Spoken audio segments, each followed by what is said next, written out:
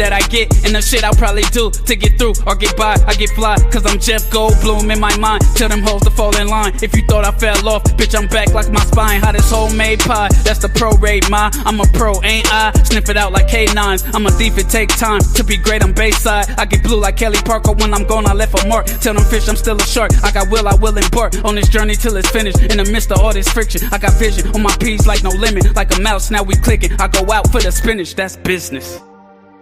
Cut the cord that kept us connected, blacking out the mirror where your light once reflected. All of the love from up above, we used to feel like a glove. I still think about the you that only exists in my brain. Nothing ever stays the same. Guess it's just a shame. There's no one to blame.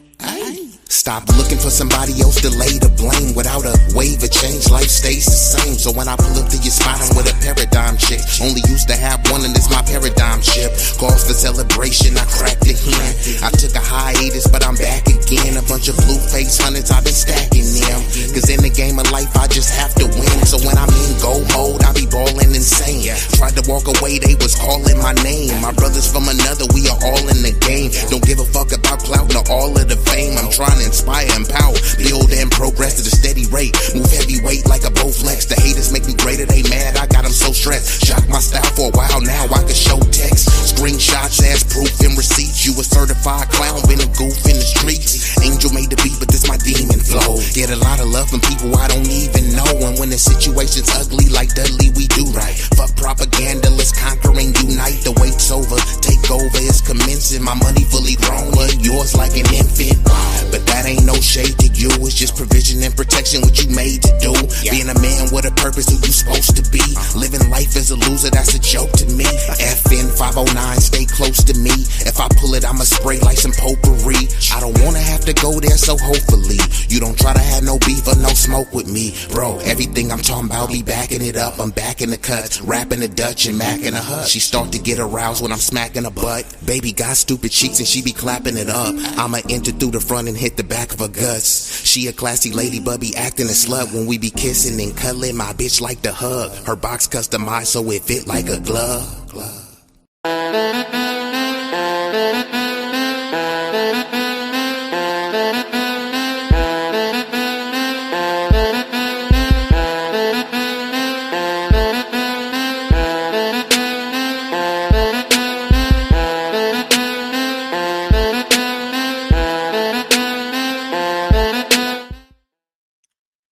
Your radio's up. Turn your radios up. Y'all know what this is. Y'all know who this is. B-Eazy Dat Dude, an impromptu stream, back with another one. This one is gonna be a banger. Definitely gonna ruffle some feathers, so it's gonna be a doozy. I don't like to keep y'all waiting, especially since I got a lot of the East Coast fam. So I know it's getting late and it's about time for y'all to put your bonnet on and start winding it down. So since I don't like to keep y'all waiting, and before we get this thing started, you know, I gotta hit you. If you know the song, sing along. Yeah, you're right. 私も地元民。と言っても実際世代です。もう友達できたの？うん。ぶったさんのこっち見。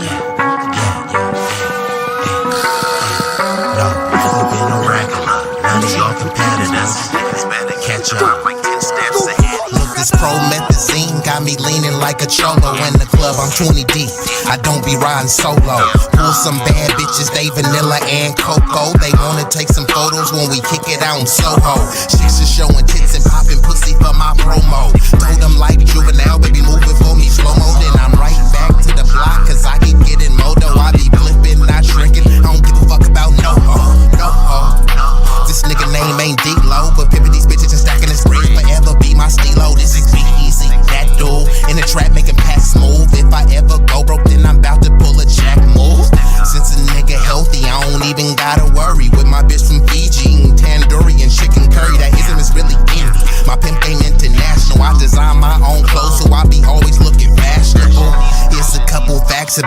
y'all didn't know. Some of y'all be getting bread, but I be getting bigger, dog. I got bigger guns and a whole lot of bad. And we are activated. And y'all see this on here. Actually, let me pull this down real quick before I add it back. But we've already been joined by some illustrious guests. The only one who has revealed themselves is, of course, Sincere Saida in the building. And she coming in hot. She said, why you got all the snow bunnies? Hey, well, you know what? You know, I'm an equal opportunity employer. You know what I mean? But you know what? Hold on, don't get it twisted. I got some chocolate up there too. Here, let me put up some chocolate too. You know what I mean? I got some hold on. Give me uno momento, right? Bam. Okay. That's some chocolate right there. Bam. This some red bone. Bam. So we'll go with the red bone. So before we get this thing started, let me give y'all a quick overview, right? Sincere, I'm trying to get into the show, but Sincere, she got jokes. I guess she's here all week. Salute to Sincere Saida. Since I can't call her the overseer, she'll get mad and, stop sharing me out. So I don't want to call her the overseer. So Sincere, the comedian, salute to her, you know what I mean? But the Snow Bunny Wrangler, hey, that dude got a bit of ring to it, you know what I mean? But let's see though.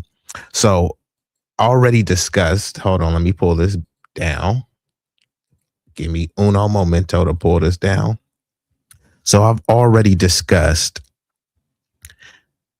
the Super Bowl, right? And I need to make a retraction because when I was speaking about the Super Bowl, I said that the Bad Bunny performance was the largest performance ever.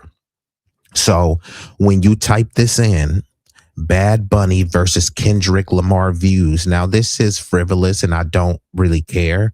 However, I do care about the truth. So I'm retracting the misinformation that I espouse, but that was based on what's reported. I just typed this in now. So this is still current now.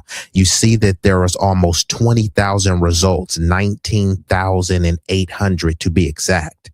So when I said, what are Bad Bunny's views versus Kendrick Lamar's views in the halftime show? It says Kendrick's Lamar halftime show had 133.5 million viewers, while Bad Bunny's performance surpassed. Y'all know what surpassed means, right? Surpassed it with over 135 million viewers. A historic feat, right? Let's go down a little bit more. Kendrick Lamar. Let me get this down. Hold on. Kendrick Lamar set the halftime show record in 2025 with a record 133.5 million viewers, earning acclaim for his artistic depth, storytelling, and cultural commentary. The performance featured a mix of his most popular songs and guest appearances, right? Bad Bunny's Super Bowl halftime show reportedly in this regard is almost like allegedly, drew over 135 million viewers, surpassing Kendrick Lamar's record. So as y'all can see, I'm just setting this up for y'all. This is just the preface. Bad Bunny Super Bowl halftime show tops Kendrick Lamar. Bad Bunny breaks Super Bowl halftime record. Bad Bunny Super Bowl halftime viewership revealed. Aiden Ross, who is a clown, stooge, and a bigot, Aiden Ross claims Bad Bunny topped Kendrick's legendary performance. Another one, all hip hop. Bad Bunny breaks Lamar's record, right? So you get the theme of it, right? So let me get into this video and we'll see, are these numbers accurate? And if they aren't accurate, did they lie? Was this just an honest mistake? Let's see. 5 million. Michael Jackson, the numbers are finally in for the halftime Super Bowl show, and Bad Bunny is number 4. That 135 million number, that was a guesstimate. They was just guessing. But this information comes from So why were they guessing? We can just sit this here right there. They were saying that Bad Bunny's was the best halftime show ever. Me personally, I didn't watch the show. So if y'all in the chat want to let me know, did y'all think it was the best ever? And I wasn't protesting it. I don't got anything against Bad Bunny. I don't have anything against Latinos. I just didn't watch it. I had other things to do. I actually was working and, earning some coin, getting some bag. I didn't want to fit the stereotype of us being lazy. So I was working, getting some money. So I didn't watch the Bad Bunny halftime show. I've heard mixed reviews. It looked like it was a spectacle, but saying something that's highly viewed or because it made you emotionally charged doesn't mean that it's best. And look at these numbers here. Michael Jackson did surpass Bad Bunny's numbers without YouTube, without smartphones, without any of the controversy and hoopla surrounding the performance. And don't forget about Usher, also known as Ursher. Salute to Ursher. 129 mil. Bad Bunny. If I had a choice to go to a Ursher concert or a Bad Bunny concert, who are you going to? Salute to Bad Bunny. I think the dude is a talented artist. It's not my cup of tea. I've heard some of his songs where I was like, man, I don't know what he's saying, but this song slaps, right? But comparing him to Usher, really? If it's Bad Bunny and Chris Breezy, going with Chris Breezy. Bad Bunny and Usher, going with Usher. Bad Bunny and The Weeknd, going with The Weeknd. You know what I mean? And we're not even going to play and mention him in the same breath as Michael Jackson or Prince. I know people have been doing that, but that's extremely blasphemous. But let's get back into it. The numbers are finally in for the halftime Super Bowl show, and Bad Bunny is number 4. That 135 million number, that was a guesstimate. They was just guessing. But this information comes from Nelson's Big Data Plus. They've been doing it for years. These are legitimate numbers. Kendrick Lamar remains number 1 at 133.5 million. Michael Jackson remains number 2 at 133.4 million. And Usher remains number 3 at 129.3 million. Buns Bunny come in at 128.2 million.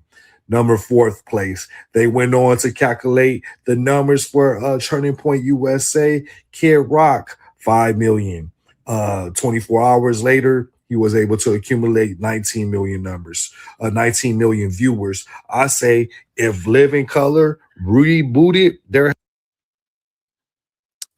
So Sincere says, it seems like they are trying to make an issue between the cultures again. Well, of course, they're always trying to make an issue because they thrive off of conflict. Once people are bickering back and forth, it allows them, the people who are pulling the strings, the people who are puppeteering and actually in the position to oppress and subjugate, they like to see the people who are considered the lower class, the rank and file, the proletariat fighting and, kind of, having animosity with each other. But Black people just basically didn't care. Some people said it was trash, but that's their opinion. There were some people that didn't like Kendrick Lamar's performance. That was their opinion. But there's been this growing narrative where if you didn't like Bad Bunny's performance, that somehow you're anti-immigrant and anti-Latino. And many people just don't care. That's for the bigots. The bigots, the MAGA maniacs, they've already revealed themselves that, hey, they hate Bad Bunny or they don't like it. That ain't us. If we said, look, man, we just send this out, we you know, while he's doing his performance, I'm gonna go throw some on the grill, or you know, somebody is gonna go out and have a smoke. That ain't nothing against Bad Bunny. And some people watched it and was like, it was cool, it was all right, I wish I understood it. And then people are like, well, you don't learn Spanish, you need to learn Spanish. It's like, why are you getting aggressive with me, right? Like, no one is saying, people are not pushing for you to learn Spanish so we can build a cohesive coalition. Hey, why don't y'all learn Spanish so that we can do more business together? Learn Spanish so you can listen to Bad Bunny's halftime show? Okay. 5 million. 24 hours later, he was able to accumulate 19 million numbers, 19 million viewers. I say if Living Color rebooted their halftime segment, which they're responsible for why the halftime Super Bowl have a halftime show, if they Yeah, I hear what you're saying. And not only that, Prince as well. Remember, Prince was singing Purple Rain in the rain. How could you really top that? Salute to Bad Bunny, but mentioning him in the same breath as Prince and Michael, anyone should be ashamed of itself. And I don't care about the numbers either, because the numbers could always be fudged. Clearly, they fudged the numbers and nobody is coming out and said, hey, my bad, my bad. They give the estimate because the estimate is supposed to, it's almost like the retraction of a story, right? If it bleeds, it leads, right? If they falsely accuse somebody, if a dude gets falsely accused of a Me Too allegation, right? And it turns out it was false, after he's already got drugged through the mud, and you like, hey, that was false. Nobody is saying my bad. And you can't just snap your fingers and repair the damage that's been done to his reputation. Now, this is not, you know, that serious, but there is some hidden agenda. These people have the numbers. Why was there a rush to push the numbers out and lie? Right? They didn't need to rush. They had to wait. People had already seen the performance. They liked the performance. They liked the dancing, the choreography. Why did they have to rush out and lie about the numbers only to come back and say, oops, my bad, we got it wrong? After all, it went from saying he had 135. I even seen somebody putting something out where I think it was closer to 136. Let's just go with 135. And he ended with 128. That's a huge difference right there. What, almost 7 million off? They fudged the numbers that bad? Was that a lie or intentional? They said he had 135, but he actually had 128. Okay, let's get back into it. Who did they have? Hours later, he was able to accumulate 19 million numbers, 19 million viewers. I say if Living Color rebooted their halftime segment, which they're responsible for why the halftime Super Bowl have a halftime show, if they rebooted their halftime segment and if Turning Point kept their halftime segment, that alone will cripple the NFL halftime show. They will lose ratings during their halftime show performance. But yeah, those are the numbers. Bugs Bunny number 4, not 135 million viewers. It's 128 point something. Yeah. So there you have it. Was that a lie or was that just an honest mistake? What do y'all think? I think there was something more sinister at play. I'm not quite sure what exactly it was, but yeah, how do you mess the numbers up that bad? Bad Bunny allegedly had 135 million viewers and they said, oops, my bad, it was actually 128. So lower than Usher, lower than Michael Jackson, and lower than Kendrick Lamar. But all right. And guess who's getting blamed for this, right? So there has been some backlash for Bad Bunny's performance.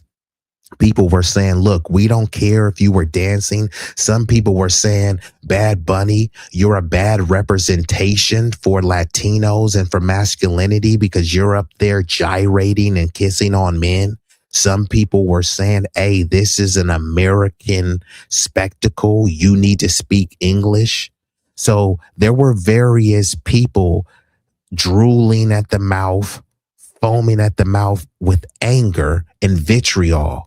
And it was mainly non-black people. It was mainly MAGA maniacs like the Megyn Kellys, the Kid Rocks of the world. But guess who many in the Latino community are blaming for this backlash? Yes, you guessed it. Foundational Black Americans. Hold on. Huh? MAGA is over here doing a counter halftime show to protest you, to take away from your viewership. They had no black person on the lineup. In fact, they had people on the lineup who called black people niggers. And instead of aiming your ire at them, your animus and vitriol at them, you turn to the only community who has historically had your back. So we're going to get right into it. I'm going to react to a video from Street Media TV, the brother George Macon. He did a good breakdown. I haven't really seen his breakdown. I just seen some of the video and I said, you know what, this was well put together. I will react to it so I don't have to go searching for the various clips. And we're going to hear it out of the horse's mouth. All right. So let's just get into this. Why are FBAs being blamed? How the hell is this our problem? The Bad Bunny backlash? Hey, blame the blacks. But you know what? We're used to it. Bad Bunny, bad performance of the Super Bowl halftime. We're still investigating this. There's a lot of information that has come out about the lyrics. I saw the halftime show and was switching back and forth with the TPUSA halftime show. The lyrics. That was a malfunction. I mean, this was apparently intentional. This was intentional. Yeah. Yes. And they could not have said this were it in English. So just the fact that we're at a place in our country where we had a fully not understandable halftime show to English speaking people, which is the language of this country, by the way. Now, a lot of people was asking me to comment on this, and they were saying, George, where you at on the situation with Bad Bunny and that Super Bowl performance? Now, a lot of people, didn't understand what he was saying, while he was up there performing. He started off in the sugar plantation, and he had the black brother up there that was holding up the L, that was representing Loitza, right? And some of us did understand what he was saying. A lot of people didn't, right? But the crazy thing is, a lot of Puerto Ricans are mad at the black community. It's like we get the blame for everything. And the reason why we get the blame for everything is because we move the needle. There is no movements. Nothing gets done without us, right? Everybody needs us to sacrifice ourselves in order for things to happen. We are the cultural glue. So people come to us for cultural clout and they know that we gonna get things done. For the people that believe in the stereotypes that we're low IQ and lazy, okay? So why, when y'all protesting, why are y'all saying, where are the blacks at? Why would y'all be looking for us if we're so low IQ and lazy? Maybe it's because you know that we're not lazy and we stand on business. Maybe it's because you know that we're not low IQ and you can use our insight, acumen, and intellect. If that's the case, then why are you trying to lean into the stereotypes when you want to crap on us? But then when you want us to crash out for you and be your political doormat is, hey, big head, nah, stay over there. I've been joined by an illustrious guest, Big Rick Slaps, in building. Yeah, I'm gonna be on one tonight, bro. Let me know if you want to come up in a bit. Happen. Now, a lot of black people said, hey, man, I don't know what they're saying. I'm not saying it's bad or good. We just sitting this one out. But you got some people online that might say some bad things, but the Puerto Rican community is just labeling the whole black community with that. Because one or two. Yeah, the Dominicans, they are like the lords of, I know Black Papi. Now, they're not the only ones, but they just go out of their way. Like if you call them black, it's like you'll see like a blood vessel almost about to burst. I know black. And they almost turn into a Super Saiyan. But other groups have been doing it too. I'm not black, I'm Haitian. I'm not black, I'm Nigerian. Black is just black ain't no, you know, what would they say? Black is just a color. Ain't no country called black. And whenever I say, yeah, there's no country called white, and they're still dominating your country. And you know what they say after that? Nothing. All I hear is a chorus of crickets chirping. Let's commence. People might voice their opinion online. Now, that's the whole black community, but there's one group that they're not speaking about at all. That's the W man. The W man, MAGA, Kid Rock, all this. I don't see them making no videos online going after the Trump administration, MAGA, and all these people, because those are the ones pushing the line on y'all. It ain't no. So mind you, they say that FBAs have no power, right? So we don't have the power to deport you. Instead of blaming the people who have the power to deport them, they're blaming us for not protesting with us. So y'all mad at us for not protesting with y'all, and you're more mad at us for not protesting with you than the people who's actually rounding you up. The dude, Alex Preddy, they say allegedly the two people that, you know, fatally shot him were Latino. Most of the ICE agents are Latino. Most of the Border Patrol is Latino. So what exactly am I supposed to be crashing out over again? No. Martin Luther King said this. Malcolm X said this. You have to say ICE out because we stood up for George Floyd and BLM. Huh? How long ago was that? And just because you bought a shirt that the money and the proceeds didn't go to black people, or you marched in a protest that wasn't full of black people, what does that have to do with someone who came here illegally? It doesn't, but it's a way to try to lean into your cultural clout and say that, hey, you guys have a history of resistance and rebelling. So use that cultural clout and energy towards our cause. Now, you ain't going to get nothing out of it. You know, we'll act like we have some solidarity, but as soon as you crash out for them, they're back to calling you a pinche mayate chango.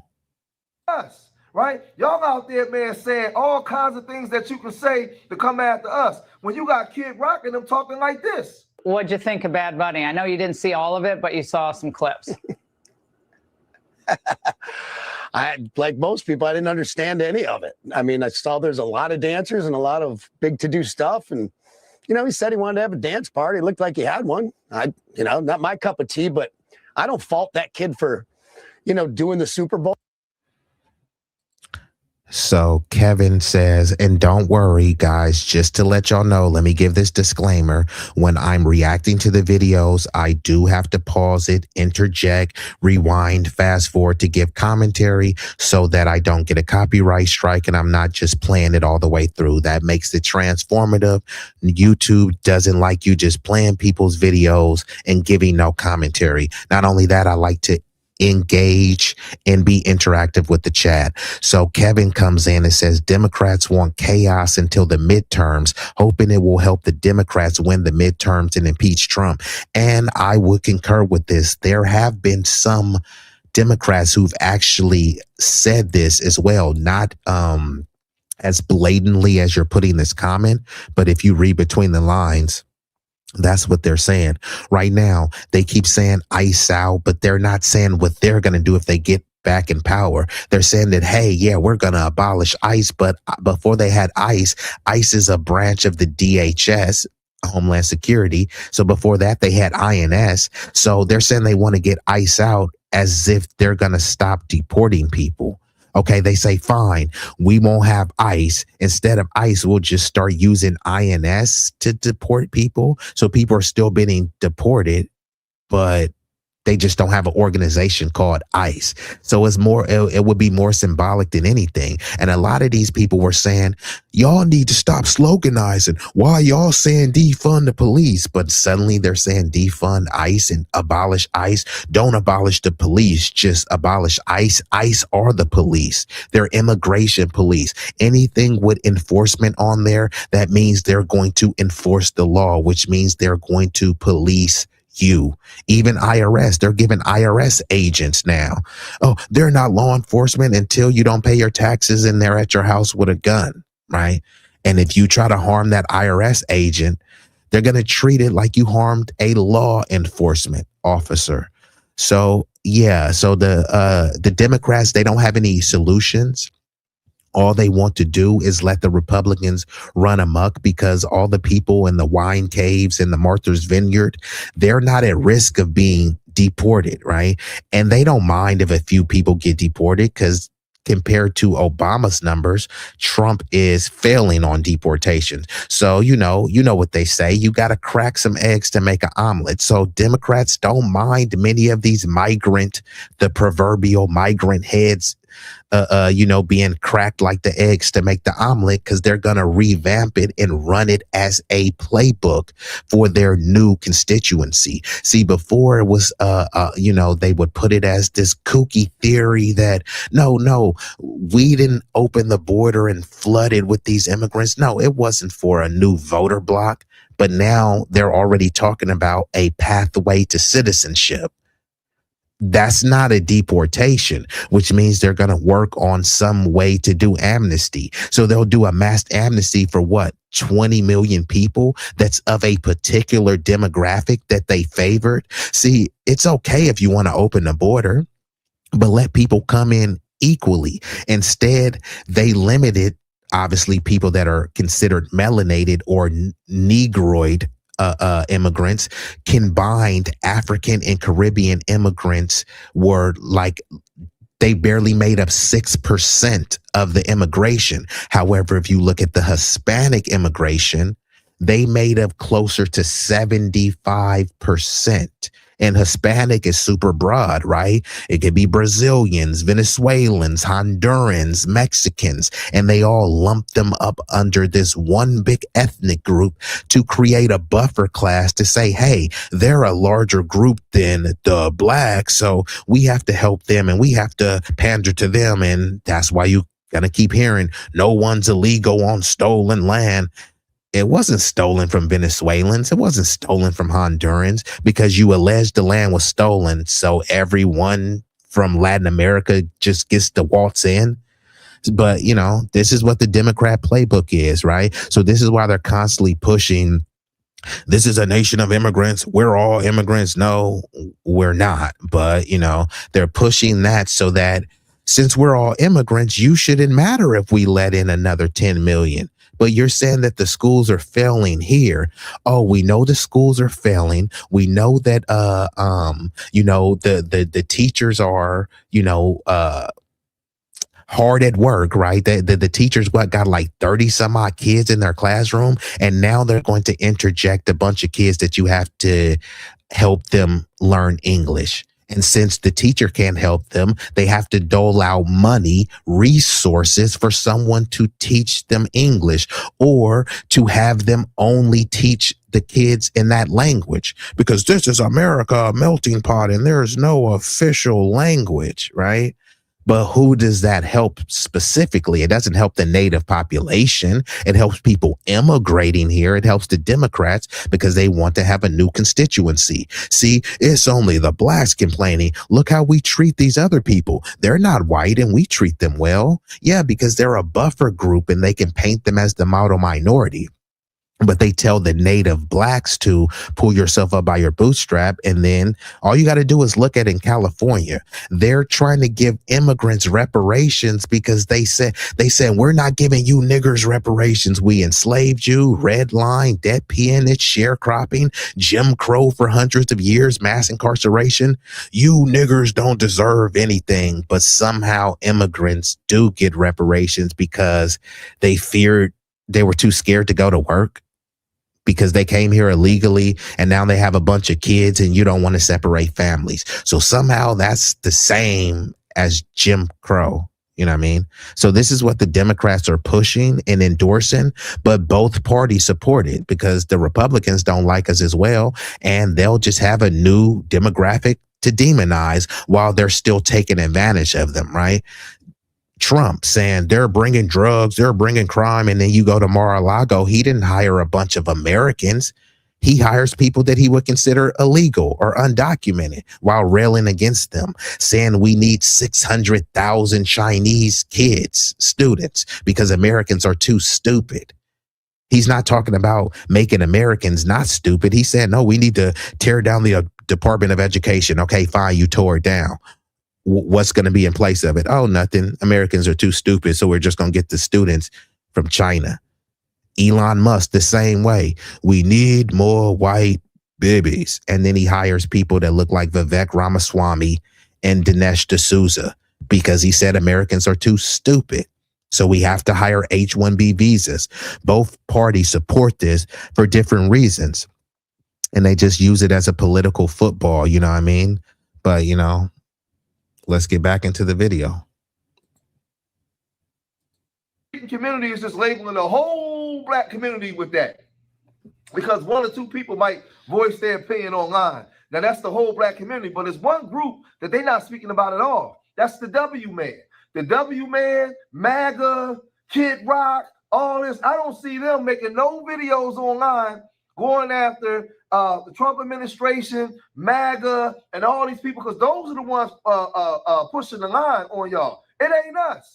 Right? Y'all out there, man, saying all kinds of things that you can say to come after us. When you got Kid Rock and them talking like this. What'd you think of Bad Bunny? I know you didn't see all of it, but you saw some clips. Like most people, I didn't understand any of it. I mean, I saw there's a lot of dancers and a lot of big to-do stuff. And, you know, he's... Hey, I don't know if you're trolling or what, but I might have to put this on some shirts. New merch coming up. No illegal is illegal. No illegal is illegal on stolen land. I got to add some flavor to it, right? New merch coming right up. And it looks like we've been joined by my fam in New York. Where Brooklyn at? Where Brooklyn at? Roger Meadows in the building. He says, being a New Yorker, Puerto Ricans embrace their African ancestry, yet they're more European than black. I found more camaraderie with them than Dominicans, who's more black than Puerto Rican, yet they hate us and Puerto Ricans. Yeah, it's crazy because the Dominicans, many of them are blackity black. Many of them are darker than me, and they be the first ones to say, I know black, papi. Okay. And then when we turn around and say, that's fine, y'all not black. You can't gatekeep blackness. Yeah, we can and we will. Said he wanted to have a dance party. It looked like he had one. Not my cup of tea, but I don't fault that kid for, doing the Super Bowl, getting in front of a global audience. I fault the NFL for putting him in that position, and turning point for having to come out and have an alternative for people to watch. It's just poor kid. Poor. Why are they infantilizing Bad Bunny? So when you got forget that. You got a 14-year-old Emmett Till and they treated him like a grown man, beat him until he was deceased, drug his body through the streets, right? You have black kids who they always try to adultify, right? But here you got Kid Rock infantilizing Bad Bunny, calling him a kid. I get it, right? He's younger than you, Kid Rock. But since when is a 31-year-old a kid? I don't get that, right? What am I missing here? But do y'all see Bad Bunny as a kid? I know some people in the chat is 30 or 40 or 20, 50. I mean, do 50-year-olds see 30-year-olds as kids? You can see them as younger, but a kid? Okay. I fault the NFL for putting him in that position, and Turning Point for having to come out and have an alternative for people to watch. It's just poor kid. Poor rich kid. Poor rich kid. Man, I think this all started, man, I could go on for days, but to sum it, I would think back 2016 when Colin Kaepernick took a knee, to protest. Yeah, and since and shout out to Big Rig. I know what happens. Sometimes I get a lot of hate watchers, and I get it, but you could hate watch, but at least hit the like. We got 75 in the chat right now with only 6 likes. I gotta hit you. Time for a like intermission. We kindly request that you show love to the channel's creator and platform by leaving a like, sharing, commenting, and subscribing. Don't forget to turn on the notification bell to stay up to date with all the latest content. Liking posts is completely free and helps the algorithm boost our reach. We want to grow the community larger and larger. So thank you all who take the time to support us. It does mean the world to us and doesn't go unnoticed.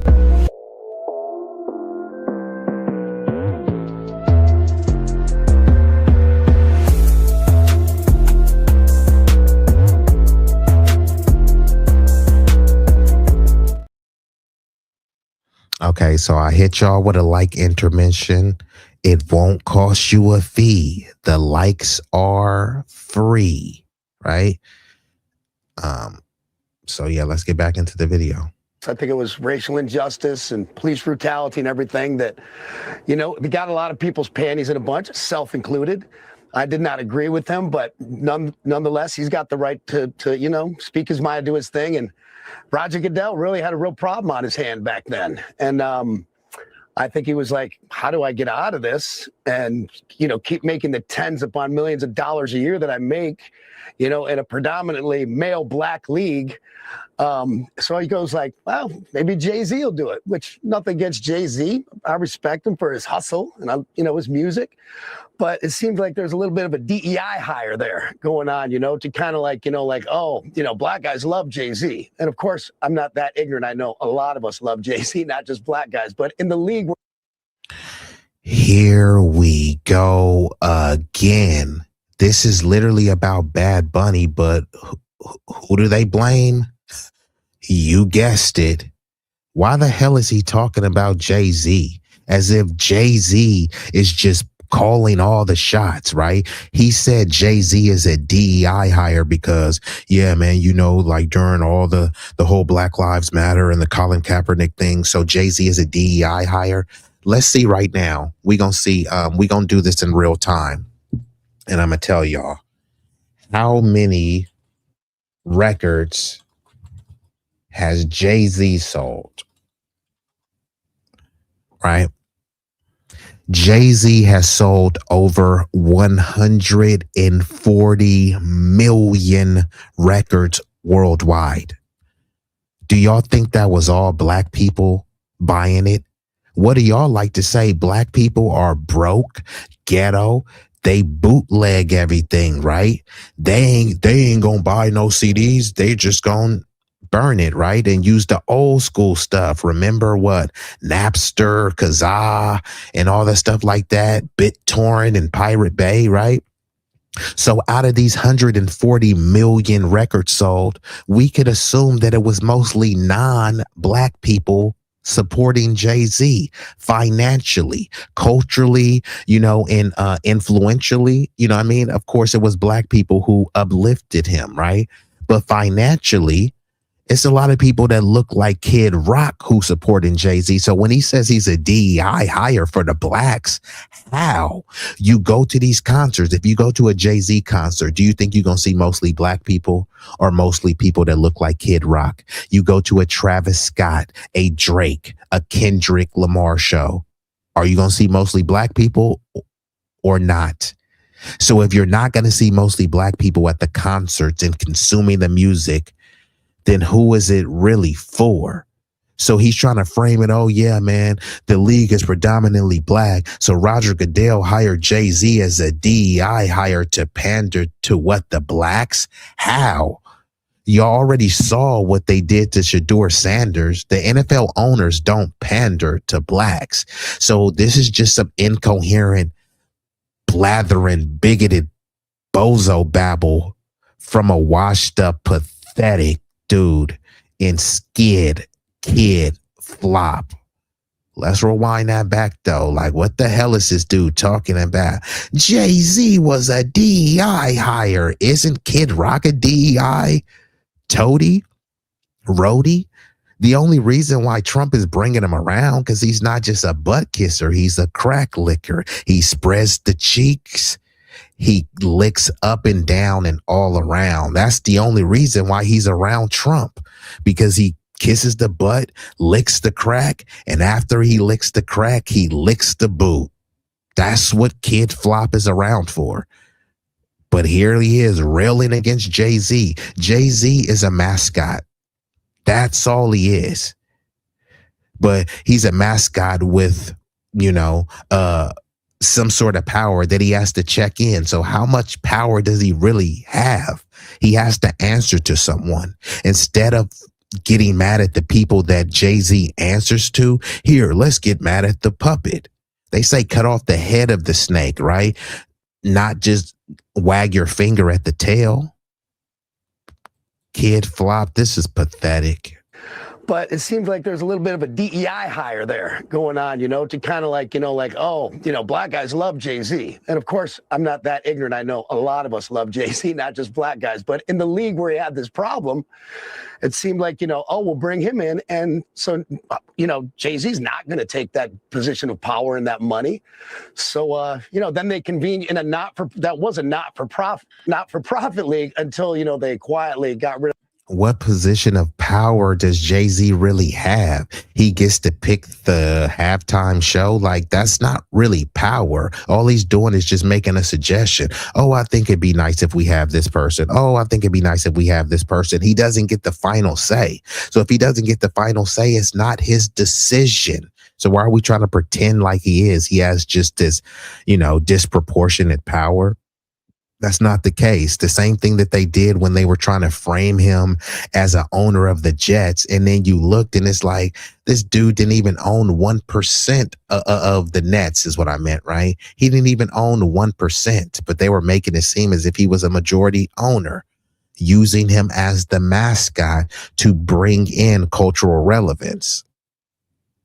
Kid Rock or Kid Flop doesn't understand this because he's not culturally relevant, only with the bigoted bozos and the MAGA maniacs. Jay-Z. And of course, I'm not that ignorant. I know a lot of us love Jay-Z, not just black guys. But in the league where he had this problem, it seemed like, we'll bring him in. And so, Jay-Z's not going to take that position of power and that money. So, then they convened in a not-for-profit league until, they quietly got rid of that tax exempt status at some point, so Roger did not have to disclose his salary. So he had all sorts of problems. So he brings in Jay-Z, and what's Jay-Z going to do? He's going to do right by his base. That's where you had Kendrick Lamar last year. A lot of people didn't get. I respect Kendrick Lamar, but wasn't my cup of tea. And then this year you're like, wow, they're going to double down. And to me, it was kind of just like another middle finger to conservatives, to the MAGA, crowd, to my base, everything. So MAGA is just taking.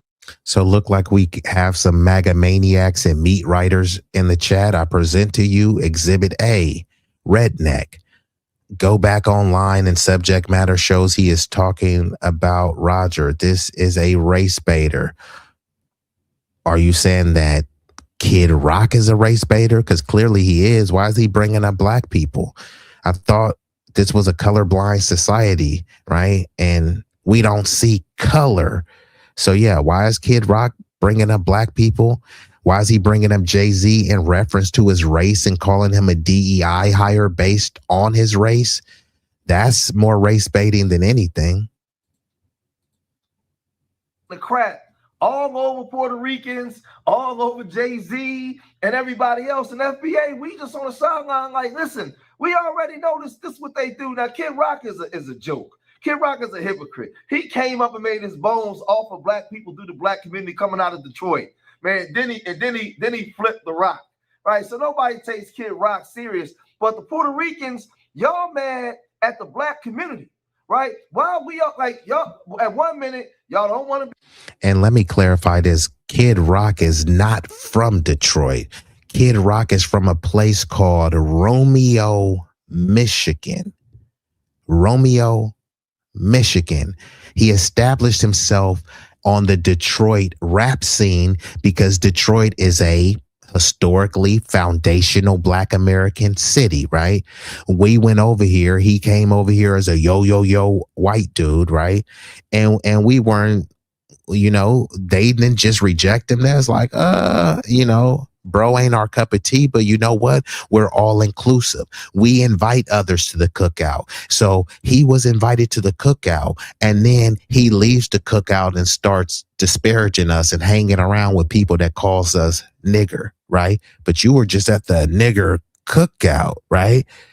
He's not from Detroit, but his whole fame and claim is because he came up in Detroit. He was only able to come up in Detroit because Black Americans made a lane for him. They made it safe for him. They gave him credibility and notoriety. Otherwise, no one cared about him. This is when he broke through with rap, and then he tried to switch up and do rock and now he's saying all of this stuff is not his cup of tea.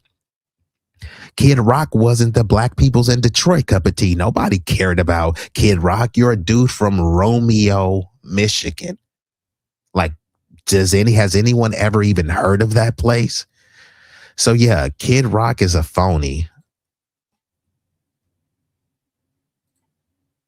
Be Black, right? Y'all don't like you.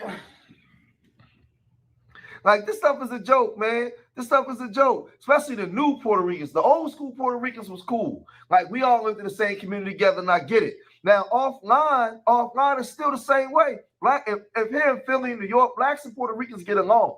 So I don't even know why y'all online talking trash, right? That's something between y'all and Bad Bunny, right? Now, if people didn't understand what they were saying and they wasn't tuning in, man, y'all should still be cheering. People tuned in. Latinos is happy. Why y'all putting us in it? Why y'all even making videos about us talking like this? I ain't even gonna lie. I'm not even, and I'm disappointed in all you. I'm disappointed in you. Y'all corny ass lame reactions to the halftime shacking like y'all not because it wasn't your favorite art. Leave that to the white people. Leave that to the racist people in the world who our culture, Black or brown. We all the same. Y'all see what's going on with all Hispanic people? They going through. Huh? We all the same. Bro, what? See, this where it gets goofy. We all the same, but like, bro, go push this in your community. In his community, they're saying that they're not the same. But then they always come to our community, only the foundational Black American community. We all Black, we all people of color, we all marginalized groups. No. In Latin America, it's not united. It's not a bunch of Venezuelans and Hondurans building a coalition. Where is the Puerto Rican and Mexican coalition? But they always come into the Black community telling us what we need to do and who we need to build with. How about y'all build with each other? Y'all are saying that y'all have a superior Hispanic culture. Well, where's the Hispanic unity? I see y'all dancing together on a halftime show, and here this dude is, we all the same. No, we're literally not the same. If we were the same, you speak Spanish, I don't speak Spanish. That's already a difference. Not saying that I'm better or you're better, but to say that we're the same, it's like, dude, you don't got a lot to kick it. Let's go back, and then what's up with all of this energy, right? He's mad at us for not supporting Bad Bunny's halftime show, but he has more smoke for us than the administration that's demonizing dude. We just said we don't give a flying flip about it. Y'all niggas hate immigrants. Okay. Acting like y'all not because it wasn't your favorite art. Leave that to the white people. Leave that to the racist people in the world who our culture, Black or brown. We all the same. Y'all see what's going on with all Hispanic people? They going through ICE and look, all that crazy racism you went through, they going through it right now. I'm not Hispanic, so you already lost me there. We're not all the same. And why are you only bringing up Hispanic deportations? I've already laid out, and y'all don't have to take my word for it. Look it up. The African and Caribbean immigration combined under Biden wasn't even 7%. And they represent over 30% of the deportations. But nobody is saying, but per capita, that's a disproportionate number compared to the minuscule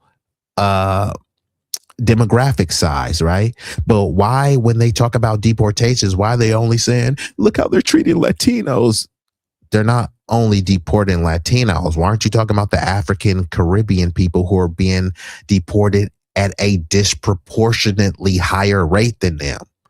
All they're saying is come together with the Hispanics who look like Bad Bunny. No, what about the people that look like out of BCs, right?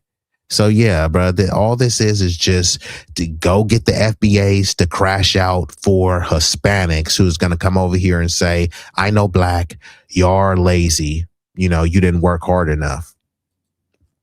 To the halftime show acting like y'all not because what's your favorite art? Leave that to the white people. Leave that to the racist people in the world who our culture, black or brown. We all the same. Y'all don't see what's going on with all Hispanic people? They going through ICE and look, all that crazy racism you went through, they going through it right now. Right now, we got to support them more than ever. And if that means going to a time show and dancing to... Bruh. Hey, bro, come on now, dog. Come on, man. What? Ho, please. Nigga, please. Ho. Nigga, what? Nigga, please. Nigga, please. What? What the fuck is this nigga talking about? We gotta support them more than ever? How and why? Why would I support them more than ever when this is what they voted for? Who am I to go against the will of the people? No, their community voted for this. Now, they can say they didn't think that the deportations would go like this, but this is what they wanted.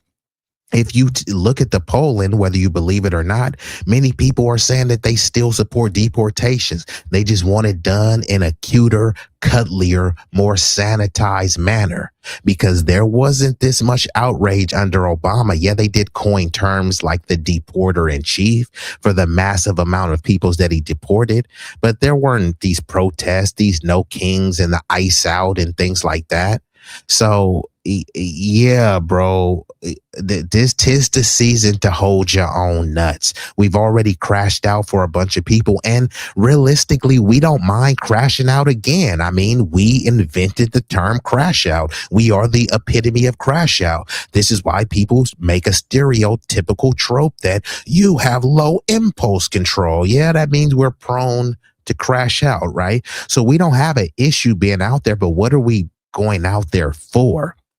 We're going out there on the front line to risk ourselves for many people who see us as less than, for many people who are anti-black. And this is not every minority group. This is not every Latino or every non-black person. The thing is, it's a significant amount, and there's pretty much no one publicly in their community calling it out. See, unfortunately, we will have to call it out. And then it turns into, hey, you guys hate this demographic. Like, nah, we don't come up with these little slurs and things like that for these other groups while still trying to emulate and be entrenched in their culture. You look at a bunch of Hispanics now, they're saying nigga, nigga, nigga, nigga, nigga more than any black person you know.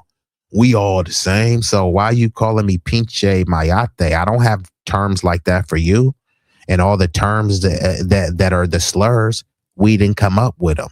So you're mad at the person who didn't come up with any slurs for you, that didn't enslave you, that didn't colonize you, right? They say we had to flee because of U.S. imperialism. That wasn't us. That was private military industrial complex. So why you don't have a slur for them, but you have a slur for the mayates who you say have no power? I mean, how cowardly is that? How do you say cowardly in Espanol? Let's get back into it. And I'm disappointed in all you. I'm disappointed in you. Y'all corny ass lame reactions to the halftime show acting like y'all not because it wasn't your favorite art. Leave that to the white people. Leave that to the racist people in the world who our culture, black or brown. We all the same. Y'all don't see what's going on with all Hispanic people? They going through ICE and look, all that crazy racism you went through, they going through it right now.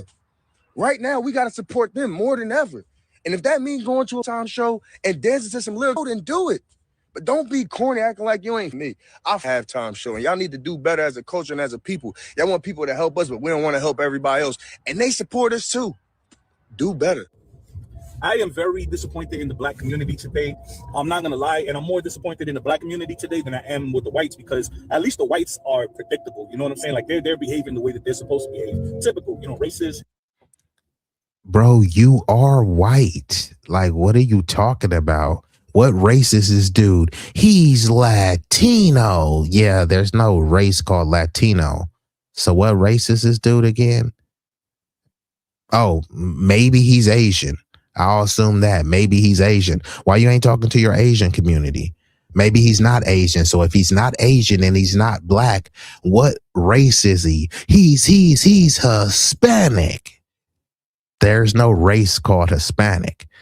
So yeah, it's like people try to play these race, ethnicity, and nationality games when it's kind of suits their narrative. It's like, dude, who are you to try to be disappointed with the black community, bro? You're not black. Worry about your own community. Worry about the W community, which he is a part of.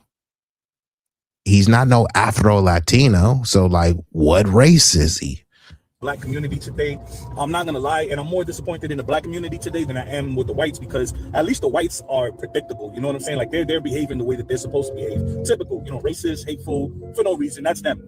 But just because Bad Bunny performed the Super Bowl halftime show today, that wasn't your cue, black people, to jump in the comments and start writing hateful and racist things against a man that is an artist who is probably.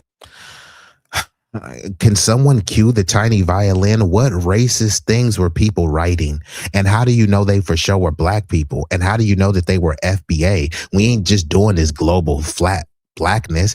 They Elon showed on Twitter that many times that people with all of this like kind of bigoted commentary, many of them are not even in the country.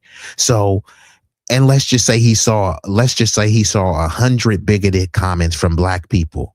There's millions and millions and millions of black people, but you're going to generalize them based on a handful of comments that you've seen. Well, I've seen a multitude of anti-black commentary from people in his community. Should I generalize the whole community? Y'all know my acronym, CESL, SESL. Same energy, same logic. Keep the same energy, apply the same logic. Keeping that same energy and applying the same logic, then yeah, his community should get generalized for their, anti-black colorist ideology. So like, just because people didn't want to see Bad Bunny, some people said it was trash, and some people was like, I couldn't understand them. And people said that was for the birds. I couldn't understand them. That was trash. He didn't have nothing on Michael Jackson or Prince. These are people's opinion. You don't have to like it, but people like him are calling that xenophobic, hateful, and racist. How pathetic could you be? Just because Bad Bunny performed the Super Bowl halftime show today, that wasn't your cue, black people, to jump in the comments and start writing hateful and racist things against a man that is an artist who is probably the highest selling artist at this point, and he is an American citizen. You know what I'm saying? I saw a lot of comments, and y'all love to use these new racial slurs, Mita and Maria and shit like that. I don't know how that's racist. I don't know how that's supposed to be offensive to us, but it's really not. But I've never heard any black person say that. Now, if we are referring to, like, let's say a Latina woman, people may say Maria, right? Just like for a black chick, people may say Keisha. And for a white chick, it may be Karen or Becky. You know what I mean? For an Asian chick, it may be Mai Ling. Or like Austin Powers, fook me and fook you, right? You know what I mean? So if somebody is saying that, is it really a slur? I don't know. Now, the same people that's saying y'all should get over being called nigga and nigger because we heard it in a rap song is now saying someone calling a Hispanic person Maria is a slur. I mean, I've never heard that. I've heard of Hispanic slurs, and none of them were Maria. Okay. He is an American citizen. You know what I'm saying? I saw a lot of comments, and y'all love to use these new racial slurs, Mita and Maria and shit like that. I don't know how that's racist. I don't know how that's supposed to be offensive to us, but I mean, it's really not. But all the Mitas and Marias I know. But yeah, talking about, oh, this ain't no third world country. I mean, English, get them out of here, bro. Blacks, since when is that your game? That's a white man's game. That's not your game. You know, this is why I know for a fact that white people infiltrated Black Lives Matter back in 2020 and turned y'all into some stupid new age woke, you know, I don't know what you know what I'm saying? Because at the end of the day, I come from the bottom of the bottom. I come from the project, Section 8, So now he's being hella disrespectful to the community, right? Because someone said something against Bad Bunny. This has nothing to do with the black community. There may have been some individuals allegedly in the black. So did he go to each profile and look and see if they were black? Because not everyone has their profile picture. So he's saying that he went every comment he read. This is a racist one. Here, let me go check. Oh, yep, that's a black person. Racist comment. Here, let me go check the profile. Oh, yep, that's a black person. A lot of people have their profiles on private. So here he goes, and then he's trying to say that we're stupid because we were infiltrated by Black Lives Matter. So was he stupid? You know, because a bunch of people like to say, I marched for George Floyd. Was he stupid for marching? Or is he saying that he didn't march, which means you didn't support us, which would mean if you didn't support us, why the hell would we be supporting Bad Bunny? And if we did support Bad Bunny, how was that supporting the Latino community?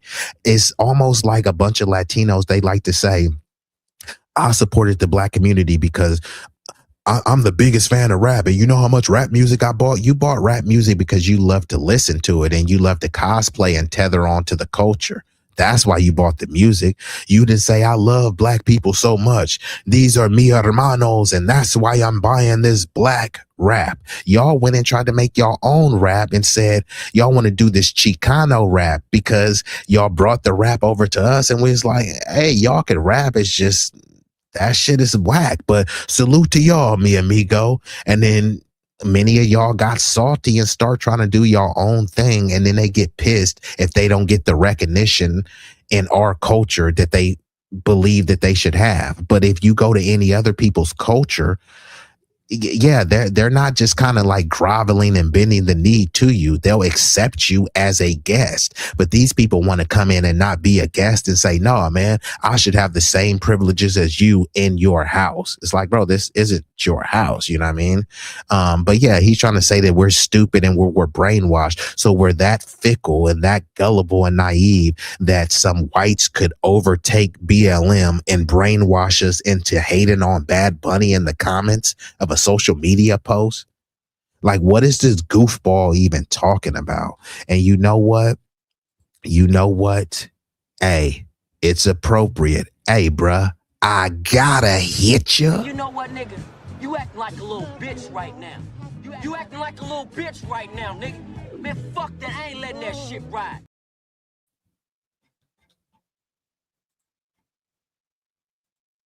That's a white man's game. That's not your game.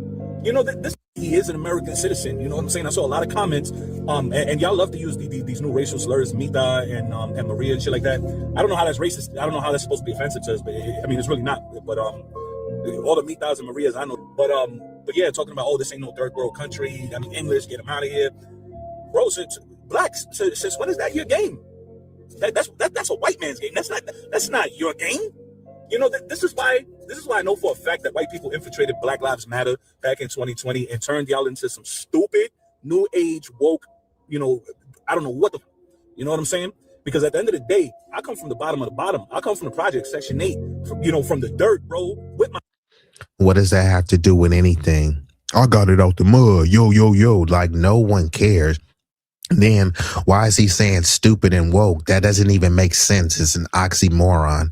Being woke means not in the pejorative sense that the MAGA maniacs, the lefty lunatics, and the bigoted bozos co-opted. I'm saying the true essence of where it comes from, the foundational Black American community. Just ask yourself this: what is the opposite of being woke? Being sleep. And when people are asleep, they're known as sheep. Being woke just means that you're enlightened, that you're alert. That's all it literally means. Now I can get deeper, given the Black definition, but that's just the simplified definition. What's wrong with being enlightened? If you're not woke, that means you're unwoke. If you're not woke, that means you're sleep. If you're sleep, you're a sheep and uninformed. So you should be striving to be woke, but instead he's trying to use it as a pejorative. And it's funny because he's calling out Black people saying, y'all acting just like the racist whites. And here he is using rhetoric of racist whites. Y'all acting woke. That's what the racist white dudes be saying. But this dude appears to be a racist white dude. He just doesn't even know it. If he's not white, then what race is he? He's clearly not Black. That's why he's saying the Black community and y'all this and y'all that. He don't look Asian to me. He does look white though. This is why I know for a fact that white people infiltrated Black Lives Matter back in 2020 and turned y'all into some stupid new age woke, I don't know what the, you know what I'm saying? Because at the end of the day, I come from the bottom of the bottom. I come from the project, Section 8, from the dirt, bro, with my Black brothers. You know what I'm saying? I grew up with nothing but. Hey, and salute to the chat. The chat has been moving it, so I apologize. I haven't been able to engage with it as much as I like to, but I did see the hood table slid through. So salute to her. And then China King, I think this is your first time over here, so salute to China King. She says they're crashing out because we're not running to play the hero. And this is a new reality, right? People are used to seeing us be the political doormat where somebody steps in some dog poo and it's like, hey, just go wipe it off on the Black doormat so you can clean your shoes, wiping all your crap on the Black doormat. And we've been all inclusive because we've been trying to carry the burden for everyone else. Oh, they're marginalized just like us. Oh, they have melanin, so they're people of color just like us. So we've been trying to be all inclusive, thinking that it would lead to some sort of minority marginalized group coalition. But all it's led to is that people just use our pain and plight to advance their interests, and then they turn around and say, you niggas is lazy. Why y'all can't do it like we did? Like, you got that off the backs of us. Plus, I thought we was working in unison. I thought we were, collaborating. See, we come to the table to collaborate. Others come to the table to compete. And I'm not saying there's nothing wrong with competition, but just let it be known up front. Don't try to pretend like we're all in this coalition together, because if we're in a coalition, we're not really competing. We're coalescing, we're colluding towards the same goal. But if we're competing, that means you're trying to win. What are you trying to win over me, right? If we're competing, that means you're trying to dominate. Like, what are you trying to dominate me for and why? And if that's the case, just say it up front. Don't try to act like this is if we're in a race, let's just call it a race. So when they say runners take your mark, ready, set, go. Don't just take off running. And then once you're halfway down the block, I'm racing you. I didn't know this was a race. Let's just have a race so we can start at the blocks. But, people try to play these games, pretending as if they want to build a coalition, but they don't. Unfortunately, many groups, just want to kind of use us as voter mules and political issue mules. Here, let the Blacks be the crash out dummies and we come and reap the benefits. Those days are over. This is why I know for a fact that white people infiltrated Black Lives Matter back in 2020 and turned y'all into some stupid new age woke, I don't know what the, you know what I'm saying? Because at the end of the day, I come from the bottom of the bottom. I come from the project, Section 8, from the dirt, bro, with my Black brothers. You know what I'm saying? I grew up with nothing but Blacks and Hispanics. And at the end of the day, we all piece of the pie. y'all gotta stop this fake war that y'all got against us. You know what I'm saying? At the end of the day, your problem is not with all Hispanics. Your problem is with the. Do y'all hear this fool? He's saying your problem is not with all Hispanics, but he just generalized all blacks. Like, bro, what are you talking about? Then he's saying there's a war against them because somebody made some disparaging or tongue-in-cheek comments about Bad Bunny. Like, bro, if you want to get, I don't know, maybe he want to get, he want to get banged by Benito. Hey, if that's your cup of tea, go do your thing, man. I know he's a popular trending dude because this sounds like a little bit of a love affair. Like, bro, get his nuts out your mouth. Why are you caping and crashing out for Bad Bunny? Bad Bunny has security, millions of dollars. He's set for life. But if someone criticizes his performance because they didn't like it, how is that an attack on Hispanics, right? So because somebody doesn't like Bad Bunny's Puerto Rican performance, somehow that's an attack on Mexicans? What the hell is this dude talking about? This is why I know for a fact that white people infiltrated Black Lives Matter back in 2020 and turned y'all into some stupid new age woke, I don't know what the, you know what I'm saying? Because at the end of the day, I come from the bottom of the bottom. I come from the project, Section 8, from the dirt, bro, with my black brothers. You know what I'm saying? I grew up with nothing but blacks and Hispanics. And at the end of the day, we all piece of the pie. Y'all gotta stop this fake war that y'all got against us. You know what I'm saying? At the end of the day, your problem is not with all Hispanics. Your problem is with the J-Lo Hispanics, the ones that want to be Hispanic when it benefits them, but they're white 90% of the time, and they move to like white hoods like Connecticut and fucking Pennsylvania, and they think that they're better than they think that. You heard what he just said. They think they're white 90% of the time, and the other 10% of the time they're talking about, I'm Afro-Latina. I got a abuela somewhere in their long distance past. So he's already saying that literally Latino and Hispanic is not a race because people will say that they're white when it benefits them, and they'll say that they're Latino when they benefits them, i.e. someone like Fat Joe. There's no race called Latino. But what race is Fat Joe? He got arrested. They had to list his race. It was a W. But Fat Joe, I grew up in the Bronx. I grew up around niggas, nigga, and that's why I say nigga so much, nigga. Huh? Fat Joe, Lily W. Fat Joe saying he didn't know that. I thought I was black. You never looked in the mirror, Fat Joe?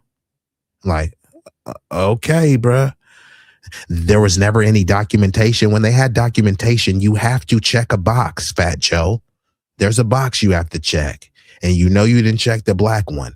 But some people are convinced that Fat Joe was Afro-Latino. Where's the Afro? Woke, I don't know what the, you know what I'm saying? Because at the end of the day, I come from the bottom of the bottom. I come from the project, Section 8, from the dirt, bro, with my black brothers. You know what I'm saying? I grew up with nothing but blacks and Hispanics. And at the end of the day, we all piece of the pie. Y'all gotta stop this fake war that. So Mega says race is a competition.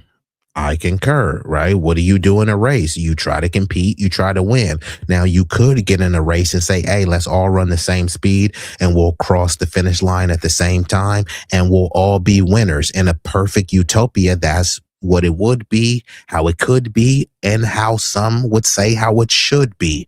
But in reality, it's a competition, and it's okay to have a competition. What is not okay is to lie and say, what competition? Bro, you're tripping.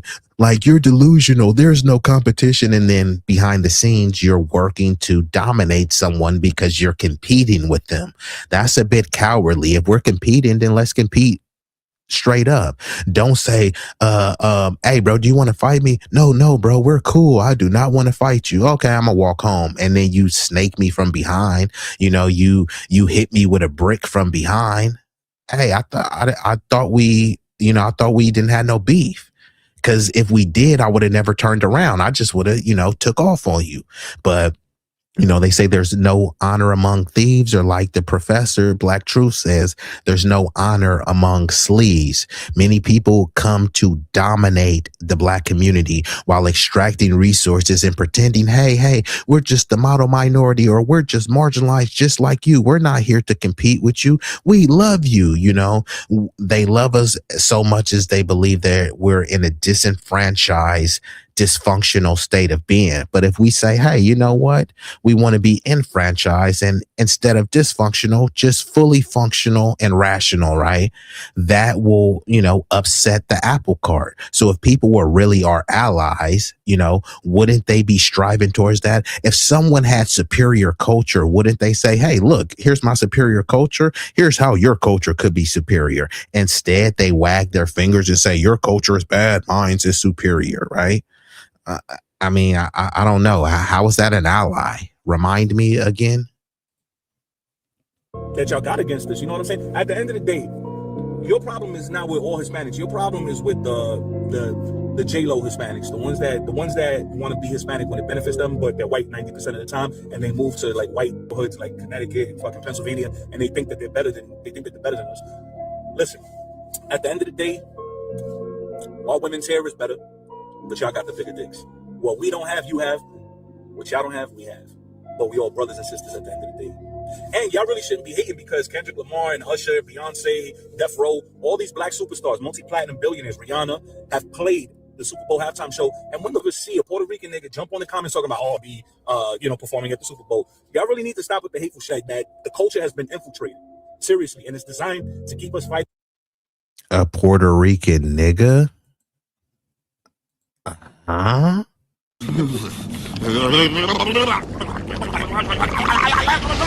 What did you say, nigga? So here you have this white Latino dropping an N-bomb. Y'all niggas need to get it together. I grew up around blacks. I mean, since you said nigga, why didn't you just say you grew up around niggas? Isn't that what you want to say?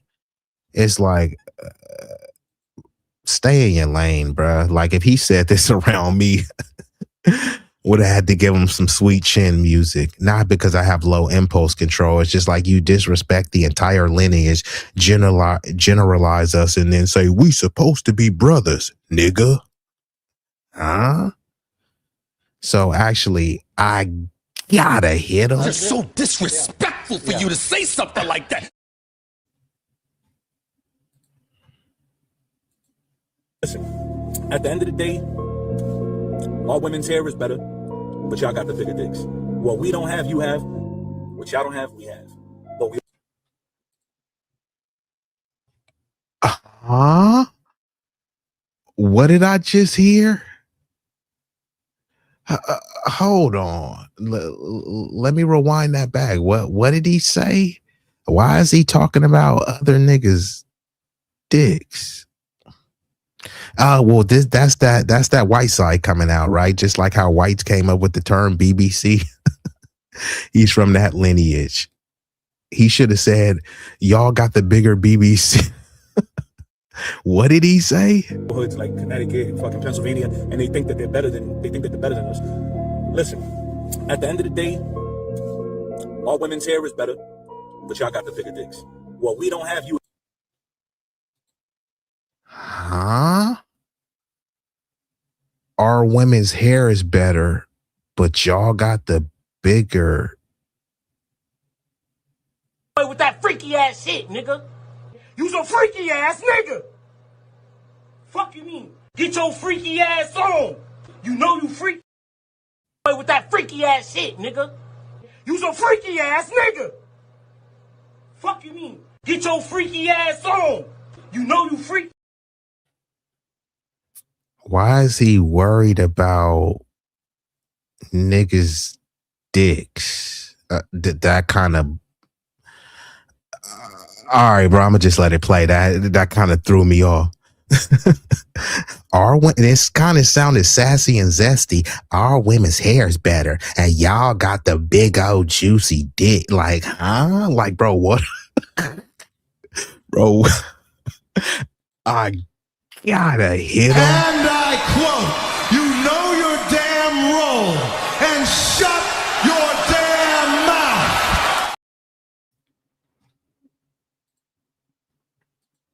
back in 2020 and turned y'all into some stupid new age woke, I don't know what the, you know what I'm saying?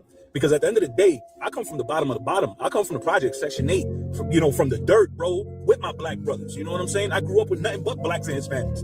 And at the end of the day, we all piece of the pie. Y'all gotta stop this fake war that y'all got against us. You know what I'm saying? At the end of the day, your problem is not with all Hispanics. Your problem is with the J-Lo Hispanics, the ones that want to be Hispanic when it benefits them, but they're white 90% of the time, and they move to like white hoods like Connecticut and fucking Pennsylvania, and they think that they're better than us. Listen, at the end of the day, all women's hair is better, but y'all got the bigger dicks. What we don't have, you have. What y'all don't have, we have. But we all brothers and sisters at the end of the day. And y'all really shouldn't be hating because Kendrick Lamar and Usher, Beyonce, Death Row, all these black superstars, multi-platinum billionaires, Rihanna, have played the Super Bowl halftime show. And when you see a Puerto Rican nigga jump on the comments talking about, I'll be, performing at the Super Bowl, y'all really need to stop with the hateful shit that the culture has been infiltrated. Seriously. And it's designed to keep us fighting against each other. Stop that shit. Honestly, my stepfather's black. My little brother, my stepbrother, who I don't call my stepbrother, I call him my brother because I love him. Your stepfather, salute to him. Stepdaddies do matter, and I mean this sincerely. Your stepdaddy is not your biological daddy, so you can't try to vicariously tether onto your stepdaddy's blackness. My stepdaddy's black, and that's why I'm saying nigga. I grew up around blacks, and that's why I'm saying nigga. You're a white Latino, bro, who's worried about niggas having bigger dicks. Okay. He's black. I have black people in my life. All women's hair is better, but y'all got the bigger dicks. What we don't have, you have. What y'all don't have, we have. But we all brothers and sisters at the end of the day. And y'all really shouldn't be hating because Kendrick Lamar and Usher, Beyonce, Death Row, all these black superstars, multi-platinum billionaires, Rihanna, have played the Super Bowl halftime show. And when you see a Puerto Rican nigga jump on the comments talking about, I'll be, performing at the Super Bowl, y'all really need to stop with the hateful shit that the culture has been infiltrated. Seriously. And it's designed to keep us fighting against each other. Stop that shit. Honestly, my stepfather's black. My little brother, my stepbrother, who I don't call my stepbrother, I call him my brother because I love that nigga like that. He's black. I have black people in my life, bro, that I love, that I'm friends with, that I work with, that I deal with on a regular day. And I know that that's a typical racist thing to say, like, oh, I have black friends. No, I'm really the culture. I'm really the culture, and I'm trying to speak. No, you're not the culture, bro. You're Latino Puerto Rican culture. That's what he just said. See, this is why we had to delineate, which we're late to the delineation party. And this is why we're calling out the tethers. He's trying to tether on to blackness because his stepdaddy is black who has a black son. I have a stepdaddy, so that makes me black. My stepdaddy says nigga, so I'm saying nigga because I love my stepdaddy and I grew up around blacks. Like, bro, what the hell is he talking about? This is a way where he's shitting on the entire black community, but saying, give me a pass because I am the culture. And I am the culture because I tethered on to the culture from my black stepdaddy. This shit is wild, bro. The Super Bowl halftime show, and when you see a Puerto Rican nigga jump on the comments talking about, oh, I'll be, performing at the Super Bowl, y'all really need to stop with the hateful shit that the culture has been infiltrated. Seriously, and it's designed to keep us fighting against each other. Stop that shit. Honestly, my stepfather's black. My little brother, my stepbrother, who I don't call my stepbrother, I call him my brother because I love that nigga like that. He's black. I have black people in my life, bro, that I love, that I'm friends with, that I work with, that I deal with on a regular day. And I know that that's a typical racist thing to say, like, oh, I have black friends. No, I'm really the culture. I'm really the culture, and I'm trying to speak out because I. Yes, sincere. That's why I rewinded it to play it back. So when I give commentary, I try to rewind it back so people can get the full context. He was saying, yeah, we're all brothers, but we have differences. Our women's hair is better, but y'all niggas got bigger dicks. Pause. That's what he said. Like, I hate the fact that we're fighting each other. I hate the fact that sometimes I walk down 125th and I'm getting evil-eyed. You know what I'm saying? Like stop, bro. Like, at the end of the day, you can believe what you want. You can believe what you want. But we're just, me, you, black, Hispanic, we're just niggas to them. Stop the fool. I am overly disappointed in black people's response. Before I get into this dude who looks extremely moist, Mega says tetherology, tethernomics 101. And yeah, we all just niggas to him. No, you see what I'm saying? Like, now they trying to act like our struggle is the same. They see us as niggas. They see y'all as niggas. Show me the group of Latinos that was getting lynched and called nigga. Many of y'all fought to be classified as legally white on the island of Puerto Rico. Many of them identify as racially white. But because they have proximity to some black people, it is like, see, we niggas just like y'all. No, you're not. Fat Joe tries to say the same thing. We all niggas because I grew up in the Bronx. Is Fat Joe going to get treated the same way as a dark-skinned black dude? No, we know that's not the truth. So it's like, bruh, stop with the lies, bruh. Just because you grew up next to somebody doesn't mean you're going to get treated the same way.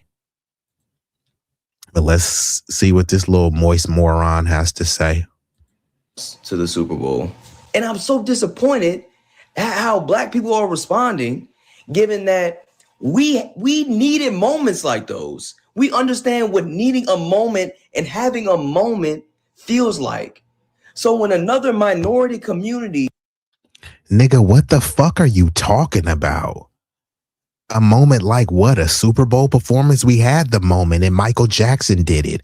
And it was better than Bad Bunny. Shout out to Bad Bunny. Salute to bro, right? I wish him all the prosperity. We've had our moments. So like, and we've had moment after moment after moment, because we are the pulse. We are the culture here. I mean, this is irrefutable, which is why so many people, it's often imitated, never duplicated. So I don't really know what this nigga is talking about. That, man, they just trying to have a moment. They've had multiple moments. Ricky Martin, Enrique Iglesias, Shakira, J-Lo. Like, why are we trying to pretend as if Bad Bunny is doing something that's never been seen before the Latino artist? This is some recency bias. He's the trending artist right now. Yeah, that doesn't really mean anything. Is he the best Latino artist of all time? No, not even close. So I don't really get why people expect us to bend the knee and owe allegiance to Bad Bunny, right? It doesn't even matter. People support the Latino community all the time, hiring them, to do odd jobs, construction, eating burritos and tacos. Some people like the elote and suckers and stuff. That's supporting the Latino community. Watching a Bad Bunny halftime show, how is that supporting the Latino community? It's really not. It's a symbolic gesture, i.e. a nothing burger. Given that we needed moments like those. We understand what needing a moment and having a moment feels like. So when another minority community has a moment, why are we not celebrating that? Why would we not celebrate another minority community having a moment? It just feels hella selfish. A lot of you. Oh my goodness. And you know what? I thought I was only going to have to do it once, but it appears I might have to hit multiple people tonight. You know what, nigga? You acting like a little bitch right now. You acting like a little bitch right now, nigga. Man, fuck that. I ain't letting that shit ride. And like Miss Jones says in the chat, like, cry me a river. What are we talking about? All minorities matter, so we have to stand up for the other minorities. No, they're already being stood up for, right? We've been standing up for so many people that we're going to be a minority in the country because we've been pushing the come one, come all, give us your sick, your poor. And when they do, they say, hey, don't bring them immigrants over here. Don't bring them to Martha's Vineyard. Don't bring them to a Lily W community. Hey, guess where you could drop the immigrants? Go drop them where the niggas at. Oh, but they're poor and they're flinging gang violence. Don't worry. We have NGOs and plenty of government resources that will give them to displace them, and we'll label them a model minority, say they pulled themselves up by their bootstrap and they only came here with $2. Notice they never finished that story. They only came here with $2. They came over here with $2 and was given $20,000 by Gavin Newsom. Okay, so does it really matter that they came here for, with $2? And yeah, that may not be all of them. It's enough of them, right? That's You can't say that story that's happening with 0 citizens right now in California. If you're an immigrant and you were afraid to go to work because of the ICE raids, they'll give you cash assistance, right? No reparations for the niggers, but for immigrants, they're scared. They came here illegally. Now they're scared. Give them money. You can't throw money at the problem unless they're an immigrant. Karen Bass is saying, hey, look, we know that you're scared. So we're going to give y'all some money and we're going to pay for your lawyer. They did a $50 million fund just for immigrants, right? I got nothing against immigrants, but you know, how is that America first or American exceptionalism? Sounds like immigrant first and immigrant exceptionalism. Hey, which is fine. It's just when we call it out for what it is, just don't pee on someone's leg and tell them it's raining. Guys' perspective on the world is this small. You don't realize it's 20,000 different perspectives around you. The Super Bowl is not just for black people. We've had Usher. We got... Again, what the fuck is this nigga talking about? Nobody literally there. You won't find any video of a black person saying the Super Bowl just for us.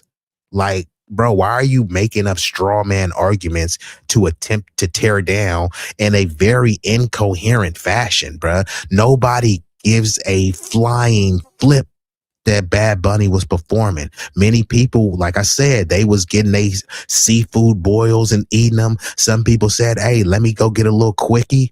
Hey, let me take my girl to the back and hit it from the bike during halftime. Like, people were doing a lot of stuff during halftime. It wasn't because they hated Latinos and Bad Bunny. It wasn't because they wasn't standing up for minorities. Like, bruh, this dude is getting on my nerves. Shit. Damn near more than the white Latino dude. Why are we not celebrating that? Why would we not celebrate another minority community? Because we don't have to. Another thing that he said too, he was saying that there's so many other perspectives, right? So if there's so many other perspectives, why won't he accept other people's perspective? He has his perspective that Bad Bunny is the best thing since sliced bread, and other people thought he was trash. Basura. That's their perspective.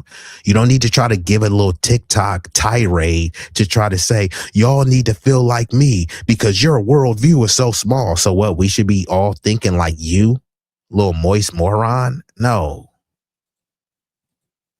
We understand what needing a moment and having a moment feels like. So when another minority community has a moment, why are we not celebrating that? Why would we not celebrate another minority community having a moment? It just feels hella selfish. A lot of you guys' perspective on the world is this small. You don't realize it's 20,000 different perspectives around you. The Super Bowl is not just for black people. Nobody ever said it was. And like, and shout out to the Bill of Rights said, we're trying to help each other. And this is what people always do.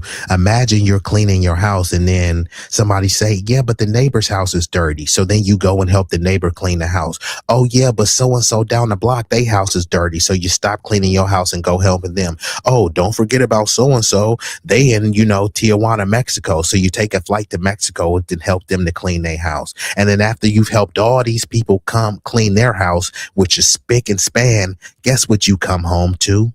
A dirty house. And then when you try to call people, you know what I mean? Hey, this number has been disconnected, right? Everyone else's house is clean and you there with a disgusting house. And then you think those other people are going to say that you helped them clean their house, or are they going to say, hey, your house is just dirty. You know, why it can't be clean like us? They're not going to mention that you helped them. So if we're so low IQ, our culture is so degenerate, it's so violent. What about black on black crime? Okay, well, then we don't need to be focusing on halftime shows. We don't need to be focusing on ICE. We need to clean up the filth, the degeneracy, and we need to minimize and do things to mitigate the black on black crime. How the hell am I going to do that? By watching the Super Bowl halftime show? How the hell am I going to help my community by going and crashing out for ICE? Which one do y'all want, right? Y'all talk about that the kids can't read. So how is crashing out for ICE going to help my kids read? So yeah, we have to help each other first and foremost. When this plane is about to crash and you reach over to the oxygen mask, do they say, hey, if you see your neighbor over there, hand the oxygen mask to your neighbor? Is that what they say? Or do they say put the oxygen mask on yourself first? So we need to take care of each other first so that we have enough energy and enough economic wherewithal to help other people. If we're allegedly broke with the low IQ, can't read, and lazy, yeah, we got to do something to address that, right? You don't address your laziness by watching halftime shows. So yeah, you know, so I don't really get this whole thing where people have all of these little racial stereotypical tropes about us. And then we say, you know what? You actually are right. We do need to clean up our community. So that's why we can't help y'all. Y'all got to go hold your own nuts. I'm too busy cleaning up my community. Isn't that what you wanted? It just feels hella selfish. A lot of you guys' perspective on the world is this small. You don't realize it's 20,000 different perspectives around you. The Super Bowl is not just for black people. Yes, Bad Bunny has been known to wear dresses. Some role model for your son. We've had Usher. We got Rihanna. We got Kendrick Lamar last year. And when Kendrick Lamar was doing all that symbolic stuff about America, you know what white people were saying? Oh, I don't understand that. That was just, and we was defending that because he was putting on. I never was, bro, speak for yourself, bro. But shout out to Shakira. I love Shakira. Shakira is amazing. We got Rihanna. We got Kendrick Lamar last year. And when Kendrick Lamar was doing all that symbolic stuff about America, you know what white people were saying? Oh, I don't understand that. That was just, and we was. What we like is not dictated by white people. I get it, bro. Like, you probably worship whiteness, but like, we don't care. We already knew that the white people were going to hate on Kendrick's performance, and we still said it was fire. White people hated on rap. Remember, we're not against rap. We're not against rappers, but we are against those thugs, right? So yeah, our music, our cultural relevancy is not predicated on what white people think, bruh. And that's how you know that this dude is a kind of moist, misguided moron. Kendrick Lamar last year. And when Kendrick Lamar was doing all that symbolic stuff about America, you know what white people were saying? Oh, I don't understand that. That was just, and we was defending that because he was putting on. So, if anything, black people should understand what it's like to have a moment. And for y'all to get up here and diss Bad Bunny and diss the whole Super Bowl because you don't know Spanish is fake to me. Now, bro, why are you lying, bro? Show me one video of people dissing the whole Super Bowl. Literally nobody was doing that except for the MAGA maniacs who are clearly not black. And the ones that are MAGA maniacs that are black, we call them Sambos, raccoons, and tethers.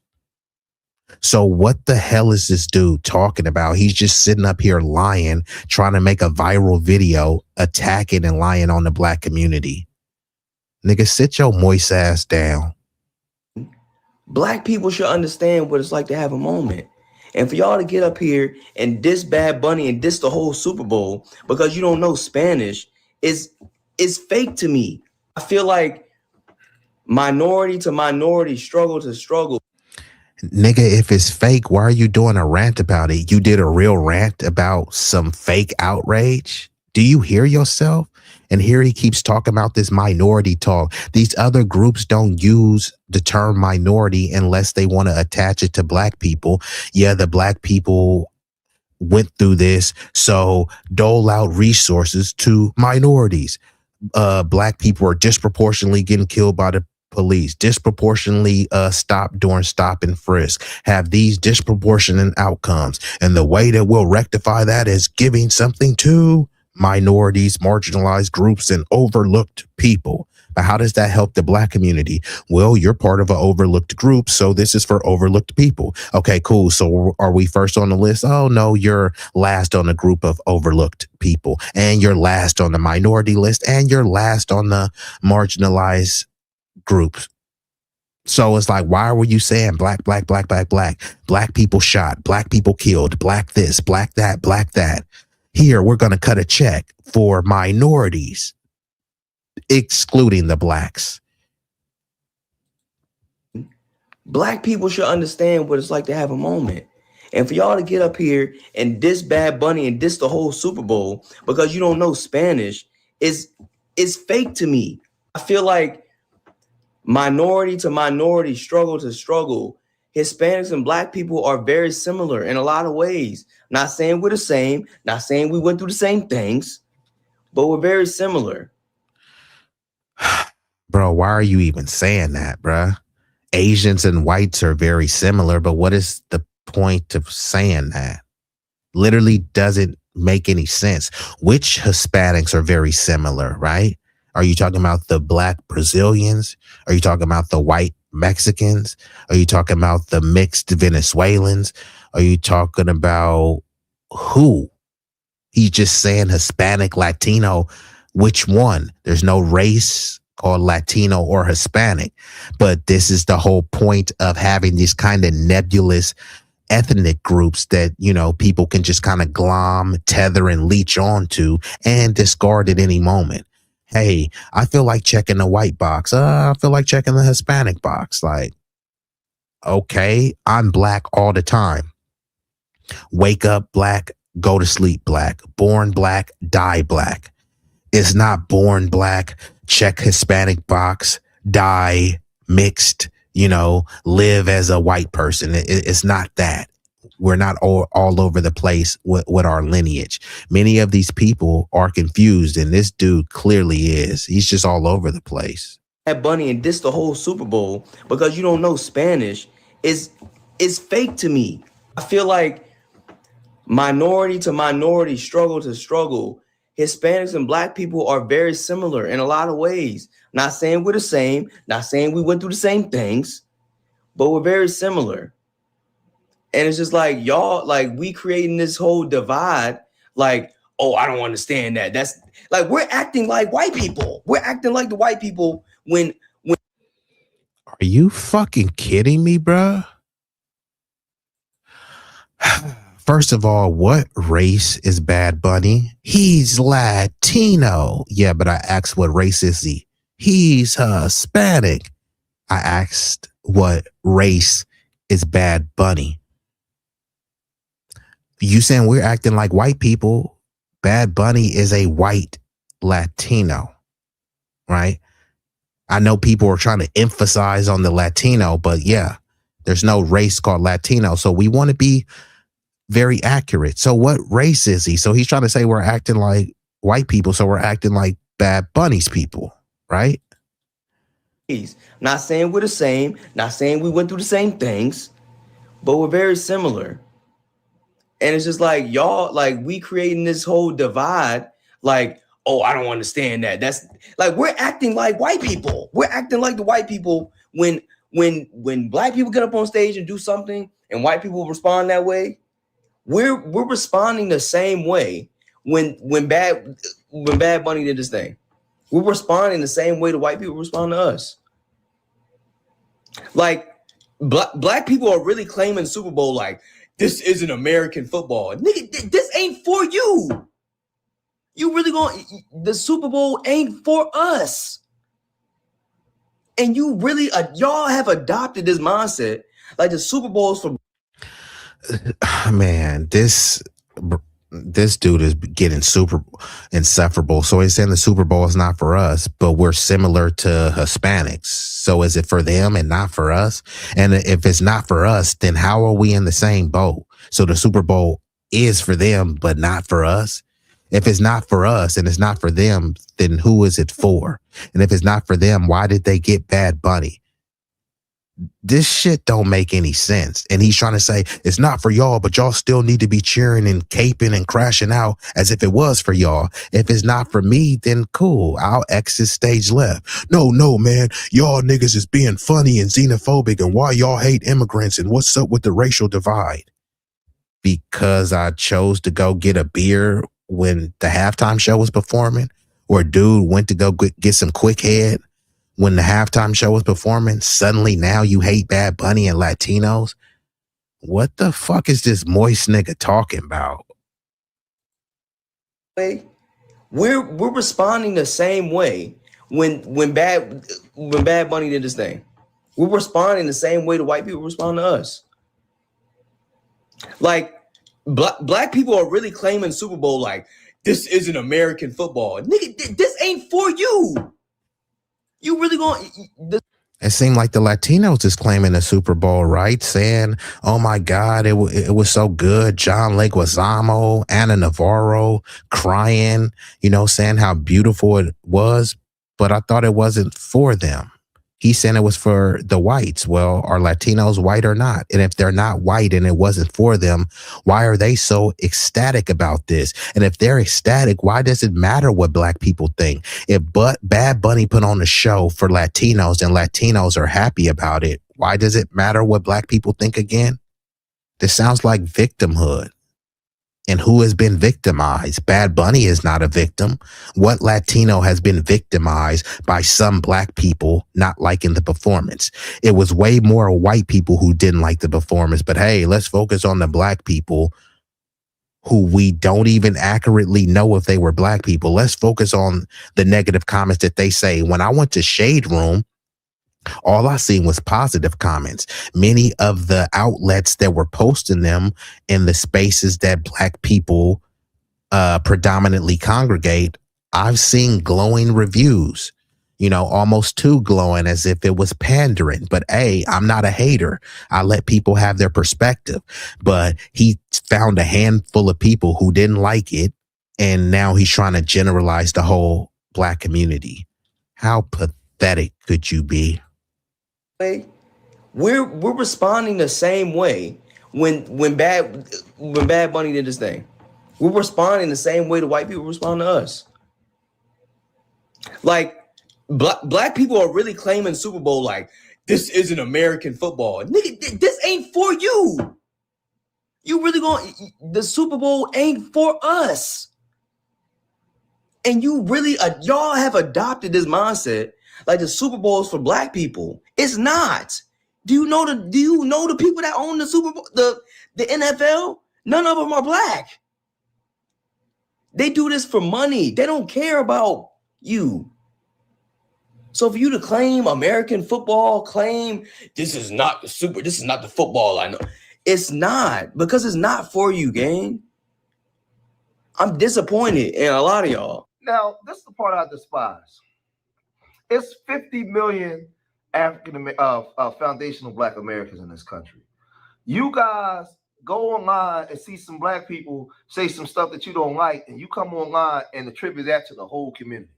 You guys already been feeling this way because this is the way that your people talk. I know. This is the way that your people talk. This is the way that they already talk about us. So now, because you see some people say some disparaging things maybe about them, right? FBA is a lineage. Everybody ain't the same. We can't control what everybody say, but you come out here and say the black community and black people. No, my whole thing is y'all say a whole bunch of stuff. I come online all the time and say, yo, don't talk about them people. Stay on FBA business. Another cowardly thing too, if you're on social media, everyone has a smartphone now. Why didn't you you could screenshot and screen record just as well as I'm sharing this video and I can pull up whatever y'all want me to in real time? Why didn't he share the comments that were so offensive? Same thing with the other dude earlier, the yo white Latino who's saying that he's black because his stepdad is black, right? Where are the receipts? Instead, he talks about these alleged bigoted comments. Why didn't you screenshot it and put it on the screen? Or why he didn't just read verbatim what it said? Instead, he just talks about some mythical, bigoted, racist comments towards Bad Bunny that nobody even knows if they were legit or not. Where's the receipts? This is the information age and the digital age. Where's the receipts?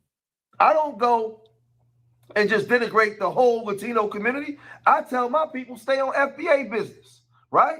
FBA business. But what I'm noticing now, when somebody say something that y'all don't like, y'all blame all black people. So then you say we acting like the W man, but no, y'all acting like the W man. I don't have no videos saying nothing about Bad Bunny. So why? And there's a whole bunch of people that ain't say nothing about Bad Bunny. It ain't our business. He doing his thing, right? That's what he doing. So how you come online and just denigrate and ridicule the whole black community, 50 million black people?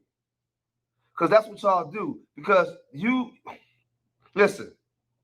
It's funny how y'all come on here and say this, and now you say we all black. But at the end of the day, the way you treat your black folks, the way you treat your black Puerto Ricans and your other black Latinos, they've been talking like this. I will always support African Americans in wanting to gatekeep their culture because the erasure is real. Gatekeep hip hop, gatekeep R&B, gatekeep your culture, period. As an Afro-Latina, trust me, I know firsthand the erasure is real. For context, Latino music such as reggaeton, salsa, bachata, just to name a few, are historically Black Latino music. They have their roots in Black Latinidad. And as a result, the artists that used to have the biggest impact and largest visibility in these genres were Black Latino artists. Fast forward to today, the artists with the biggest impact and the largest amount of visibility in these genres are white Latino artists. It's so bad that they have started to play in our faces. They gave J Balvin about 2 years ago Afro-Latino Music Artist of the Year award. This conquistador Cruz, this direct descendant of Christopher Columbus, accepted and was awarded Afro-Latino Music Artist of the Year award. I will never let this go. Now, I'm not saying we don't have Afro-Latinos that are very, popular today still in these music genres, as we should, but they do not have the impact nor the visibility that the white Latino artists in these genres have began to receive. It has gotten so bad that there are now Spaniards winning Latino Music Artist Awards. Spaniards. And it's honestly just so sad to see the erasure in time. And shout out to this sister, muy hermosa, bonita, Afro-Latina. And salute to the Florida fam, Sunshine. My bad, I messed it up. Sunlight from the Sunshine State, shining bright like a diamond in the building. Salute to that Florida fam. Florida? Artist Awards. Spaniards.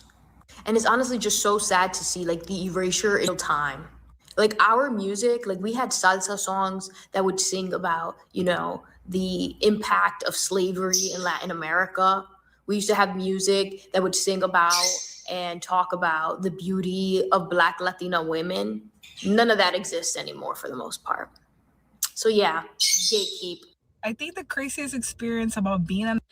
And let me highlight the beauty of the Black Latina women, of the Black women in general, but specifically this was talking about the Latina women, because there is a form of the erasure because they want to highlight the lighter, brighter, and whiter Latinas. So the Black Latinas, because there's no race called Latino, there's no race called Hispanic. So the woman who just spoke was a Latina and a Hispanic. This woman speaking now, Latina, Hispanic, but people have this caricature and this vision of what they think a Latina is, and it's usually a white Latina that you've seen on Univision or Telemundo, right? But no, there's no race called Latino, and these women are just as Latin as anyone else. They're just as Latin as J-Lo, AOC. What's the difference? It's a social construct. So how could you say that they're not? Have music that would sing about and talk about the beauty of Black Latina women. None of that exists anymore for the most part. So yeah, gatekeep. I think the craziest experience about being an Afro-Latina in the state is when other Latinos tell you that you're not Latina. Recently, this person was going back and forth with me about how I don't look Latina. And I kept explaining to them like how there's Black people in Latin America, you know, and how in Latin America, Latinos are very diverse. Like we don't all look the same. Like we grow up with different races who are also Latinos. But to be like, no, you're not, you don't look Latina and you don't speak Spanish. How do you know I don't speak Spanish? And then on top of that, you're not familiar with how diverse Latin America is. So it's like, get the pass. So we're always the focal point, and they want to come at us and put down a whole group of people for some stuff that you've seen online. So what this guy over here do, this girl over here do, what they do is just all Black people. We just under one umbrella. Y'all no different than the W man, right? No different than the W man. But then we point this out. Afro-Latinos always been searching for their identity within the Latino community, within that Latino ethnic group. No, y'all crap on them too. Y'all don't accept them. Y'all don't accept them, right? It's I was doing videos where I was showing these Latinos calling you guys out for being the racist that you are, and you're proving it now. Because like I said, okay, there's some FBAs online that's displeased with what they saw. They got a right to have their opinion, but what you don't have a right to do is come out and denigrate the whole Black community for that. Then you're no different than the W man, because we're not obligated to do anything for you. We're not obligated to come out and cheer for you if we don't want to. We're not obligated to do that, right? But Latinos, there's been Latinos that's been 10 toes down, that's been exposing y'all racism for years. Since my videos keep getting taken down when I call out my own people, let's try this. To my Latinos, particularly my Mexican people, when you push your internalized racism onto people who are darker than us, you are doing the work of the colonizer. Just because you're a lighter shade of brown doesn't give you any favor with the palm-colored people. They will smile in your face while you clean and build their homes, landscape their yards, watch their children, and work in their fields. Land that they stole from us, by the way. And then behind your backs, they turn around and say that you're lazy, just want handouts, contribute to poverty. They call you drug dealers and murderers. They complain that you're stealing their jobs, yet these are the jobs that they don't want to do themselves. They make you work 20 times as hard to earn the same they got for working 20 times less as hard. They pay you wages, make you work in subpar working conditions, and don't give you any kind of health benefits. If you think you're gaining favor with them by pushing your internalized racism onto our Afro-Mexicans, our Afro-Indigenous, our Afro-Latinos, and our Black Americans, you are sadly mistaken. They don't care about you, and they never will. So stop trying to kiss their asses as if they are. They give you just enough so that way you can destroy your own people while they sit in the corner laughing, knowing that you are doing the hard work for them, while they reap all the benefits, and you get very little in return. You are being used and exploited, and they will never see you more than just another brown person. Remember that when you think you're superior to somebody who is darker than you. So that's already Latinos exposing the stuff that go on behind closed doors with these racist Latinos, right? We are stuff that we already know, stuff that I've been talking about for years. I've been exposing and uncovering for years. I've told you guys the stories, right? So this stuff is nothing new. It's nothing new. But the thing is, you got MAGA and Piers Morgan and all these W folks going on every news publication they can, right? Every news station they can to call this stuff out and voice their displeasure and talk about how there's 300-something million W folks in this country, right? And they feel like they're being overlooked and marginalized. And they feel like Jay-Z is a DEI hire. And they're upset. And guess what? The Puerto Ricans are saying nothing. These other Latinos are saying nothing because they know that ICE is out there watching. And ICE is waiting for one of y'all to say something so they can get y'all up out of here. That's why they're not saying nothing, right? So the low-hanging fruit is black people. You just come after us, right? And that's why we're tired of it. But they're talking like this. I'm sorry, Piers, but to get up there and perform the whole show in Spanish is a middle finger to the rest of America. Who gives a damn that we have 40 million Spanish speakers in the United States? We have 310 million who don't speak a lick of Spanish. This is supposed to be a unifying event for the country, not for the Latinos, not for one small group, but for the country. We don't need a black national anthem. We don't need a Spanish-speaking, non-English performer, and we don't need an ICE or America hater featured as our primetime entertainment. And before I come in, so this person, you seem like a troll. I don't think that you're a true supporter. I don't think that you're subscribed to me. But you said Central America. Do you mean Central America? Central America people, South American and Caribbean people are not Latino. Please, stop the false propaganda. Huh? Do I gotta do it or do I gotta do it? Do I have to do it or do I have to do it? Let me just do this real quick. And then after that, if you make another idiotic comment, I might just have to get you up out of here.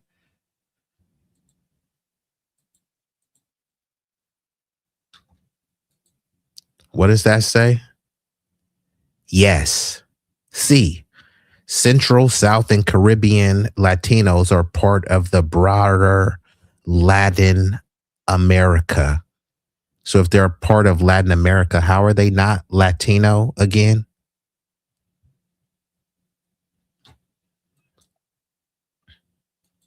Hispanic is from Spain, not Latinos.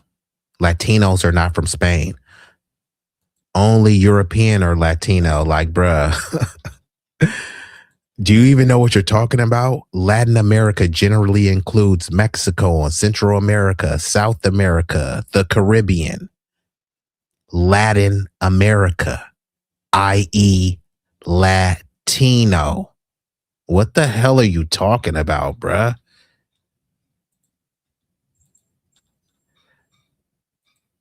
But let's just get back into the video, man. You can call yourself whatever you want.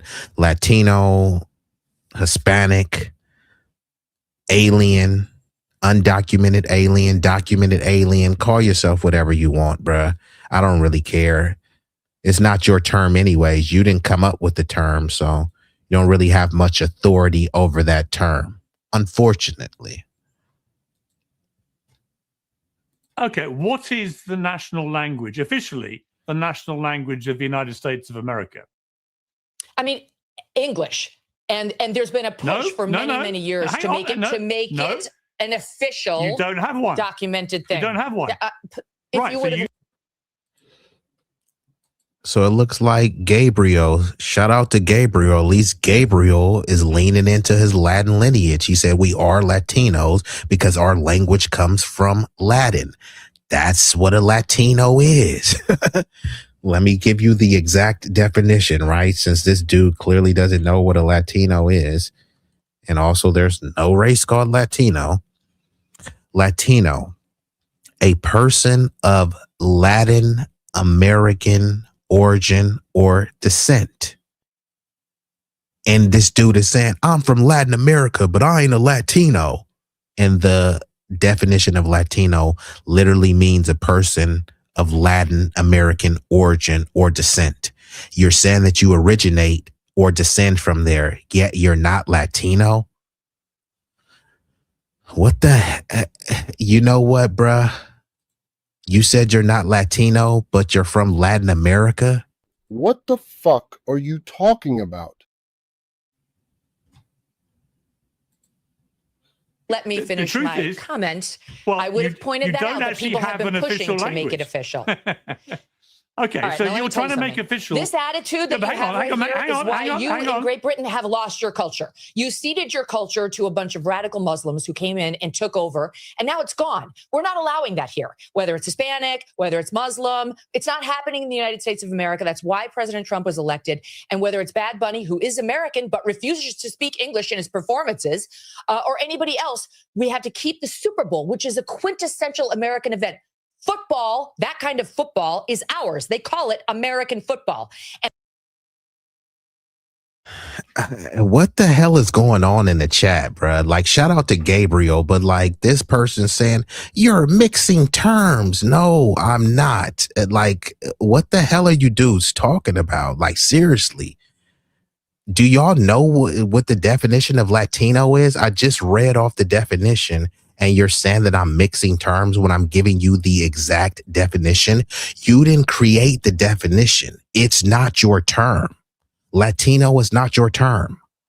So let's see what the term actually means. This is, and this is from Merriam-Webster's and Oxford, the dictionary.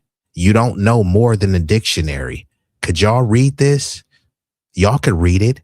What is a Latino? What is a Latino? A person of Latin American origin or descent. What terms am I mixing up? I said that this was the definition. What am I mixing up? Do y'all not know what the definition is? Are y'all Latinos? Could y'all read? Okay, cool. I left that up there long enough for y'all to read, so I'm going to pull it down. Damn, man, like, this is wild, bruh. And even then, whether you use Latin or Hispanic, there's no race called Latino, and there's no race called Hispanic. Do I need to pull that up as well? And the halftime show and everything around it needs to stay quintessentially American, not Spanish, not Muslim, not anything other than good old-fashioned American apple pie. There should be a meatloaf, maybe some fried chicken, and an English-speaking performer. That's what the Super Bowl should be. Now, MAGA is incensed and they're angry. Yes, and many people use the terms interchangeably, Hispanic and Latino, and sometimes they're using them wrong. But I gave the accurate and correct definition of what a Latino is. And sometimes people may rightly or wrongly use the term, but many people use the term colloquially, culturally, and just interchangeably. Whether they should or shouldn't, that's a different story. But that's what people do. So shout out to Katie and the people that know what the definition of Latino is. And they ain't playing. They not mixing words. They not biting their tongue. They coming full steam ahead, and they want smoke with whoever, like whoever, right? But the thing is, there are some Latinos that didn't agree with Bad Bunny, right? And I don't see no Latinos calling these people out, right? There's some Latinos that agree with him, a grown man having that name Bad Bunny, and his lifestyle and things that he talk about, right? They have a problem with that. There are some people out here, and they're also voicing their opinions online. And I don't see you Latinos going after them, but you got all the smoke for us. Can anyone explain to me why certain Latinos that support Bad?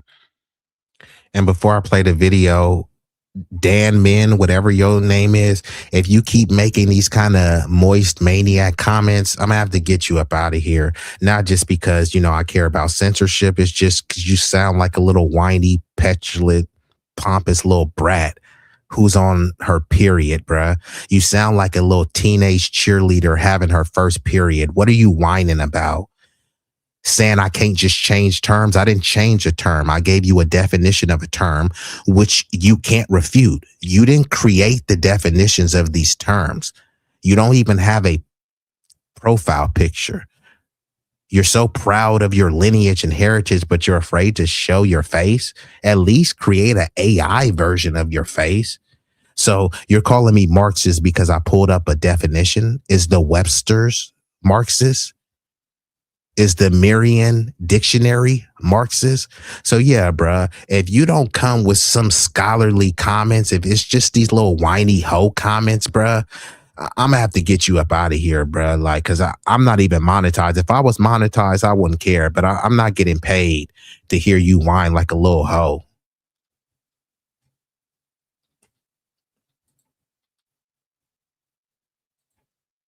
Anyone explain to me why certain Latinos that support Bad Bunny expect all Latinos to support Bad Bunny?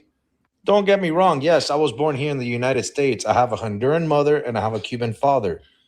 So I'm proud to be Latino. I'm proud of my heritage. But that doesn't mean I have to support Bad Bunny just because I'm Latino. I mean, can someone please let me know all the positive things he's doing? Because I don't see anything positive. I just see a grown man dressing up as a woman and kissing other men on stage while. Well, if he wants to do that and the NFL is okay with it, fine. Let him kiss and twerk and gyrate on other men.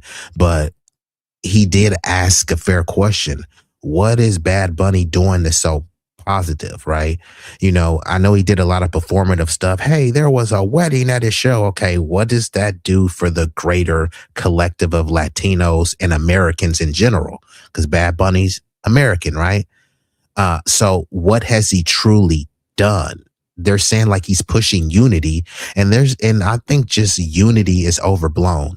What are we unifying for? I don't mind unifying. I think that we do need more unity, but we need purposeful unity, right? It's like we need to come together to do what, right? Come together and just stare at each other, or come together with a plan, come together and build something, come together and twiddle our thumbs. What are we unifying to do? Oh, don't ask that question. We just need unity. Okay, I'm down with unity, right? But what are we unifying for? No one asked that question. So how serious are you about unity, right? Unify just for the sake of unifying, right? Clan members are unified. Is that the type of unity that we need? Terrorists are unified. Is that the type of unity we need? What purpose are we unifying for? Just come together because we're all Americans. Okay, come together and then what? Say, I'm an American, you're an American, he's an American, we're all Americans. And after that, then what?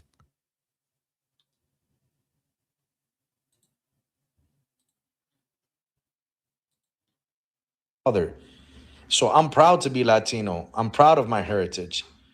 But that doesn't mean I have to support Bad Bunny just because I'm Latino. I mean, can someone please let me know all the positive things he's doing? Because I don't see anything positive. I just see a. And I'm not saying that he's not doing anything positive. I'm asking what he is doing positive. And since Suspect, you seem to know a lot about Bad Bunny, so could you share with the chat what Bad Bunny is doing so great for the community? And is he just doing it for the Latino community, or is he doing it for the American community? And is he doing it for the United States of America, or for the continent of America? Let me know what he's doing outside of, doing tours and getting paid for it. Salute to him. Grown man dressing up as a woman and kissing other men on stage while having young men look up to him. And on top of that, he has demon rituals in his videos, in his concert. Okay, so shout out to Lucretia, right? So what are we unifying for, though? Unifying to fight against ICE? And let's just say everything goes as planned. ICE gets abolished, then what? Police brutality is still going to happen. Like, what exactly are we unifying for? And if people are unifying to abolish ICE, just protesting in the street is not going to make it happen. So if that is the plan, then people need to clearly state, because you need to galvanize people on the purpose that they're unifying for. So if people are unifying to abolish ICE, I think that should be clearly stated. But just unifying to what? Do a empty protest? Unified to do a no kings protest? Like, okay, like, how does that help you afford a home, or how does that help you with insurance rates and healthcare and stuff? I'm not against people unifying and organizing. I always say organize, strategize, mobilize. I'm all for that, for whatever issue is pressing to you, especially when it comes to mutual aid, skill sharing, people recycling money within your community, right? I'm all for that. Those things you can do without political and governmental oversight. That is something you can unify here. Let's unify to do this mutual aid event. Let's unify to do a backpack drive, or, a food giveaway, a fish fry. Let's unify and tutor some kids. Let's unify and build a house. Those are clear, tangible things that you have a direction and a purpose. But hey, let's just unify and then we'll figure it out. Let's unify and tear down ICE. Why? They're not going to get rid of ICE, but if they did, they're just going to have ICE by a different name. They'll have ICE, but they won't call them ICE anymore. So what did they really get rid of? So much of this stuff is political theater. I am against a police state and, the government surveillance and all that stuff, but are we unifying to not be in a nanny state, or are we unifying to just tear down ICE? ICE is really the least of our problems. Let's just keep it real. People are being surveilled. People are having their devices illegally wiretapped. People are having their data sent and sold to who knows on the black market. All of these things are more pressing than ICE. Many people don't even have health care, and you want them to go out there and crash out for ICE when some people can't even get their blood pressure medication. So I'm all for organizing and unifying, but for what purpose? Fair questions to ask. Positive things he's doing, because I don't see anything Bad Bunny. Don't get me wrong. Yes, I was born here in the United States. I have a Honduran mother and I have a Cuban father. So I'm proud to be Latino. I'm proud of my heritage. But that doesn't mean I have to support Bad Bunny just because I'm Latino. I mean, can someone please let me know all the positive things he's doing? Because I don't see anything positive. I just see a grown man dressing up as a woman and kissing other men on stage while having young men look up to him. And on top of that, he has demon rituals in his videos, in his concerts. How is that any good? Yeah, a lot of these people that hate Tom Homan, they didn't say nothing when he was under Obama. He was much more effective under Obama, which is why they called Obama the deporter in chief. Tom Homan was getting them up out of here. Both parties support open borders, and both of them support ICE. They flood in the border with millions and millions of people, and then when they deport a few 100,000, they say, see, we're getting them out of here. We're tough on the border and stuff. Yeah, but y'all let in tens of millions and you haven't even deported 1 million. The math is not mathing. But both parties support this. Like, why am I supposed to support that? He also said he wasn't going to perform in the United States because he was scared of ICE, was going to be at his concerts. And so when did all of a sudden he change his mind? Because Jay-Z gave him a phone call and said, hey, I want you to perform at the Super Bowl. He's a hypocrite, and a lot of you are hypocrites. Oh, man. So there's a lot of Latinos. And shout out to Sincere. No, I didn't see that breakdown, but I will check it out. Thanks for the recommendation. That got smoked for Bad Bunny. He ain't the only one. This Honduran and Cuban dude, right? He got smoked. But there's some women that's also calling him a hypocrite. They're saying that when he came out, he was a champion for the smaller people and his people. But once he got those contracted in with the Diamond Society, Barack, Tether, Obama, a lot of stuff happened under Obama, and they just reframed it. When people were getting slaughtered by ICE under Obama, they were just framing it as necessary. And why didn't they just comply? When Obama was going over there and destabilizing Libya and dropping bombs and drone striking and killing Americans, it was like, oops, my bad. You know what I mean? So it's a lot of stuff that Obama got away with, but all presidents are the same. They're all scum. They're all puppets, right? Obama is no different. He's just a slicker, slender version of scum. That's all he is. More politically correct. But yeah, also another thing too, remember when it was Trump, they called it kids in cages. Those cages were Obama's cages, but they didn't call them cages under Obama. They were migrant detention centers. And then those same detention centers, once Trump took them over, they have kids in cages, and they were trying to frame it as a concentration camp, and that this was the Gestapo in Nazi Germany part 2, the Redux. he took that ride down Hollywood and Vine with them people and that limousine. He came out, man. He started going against everything that he stood for.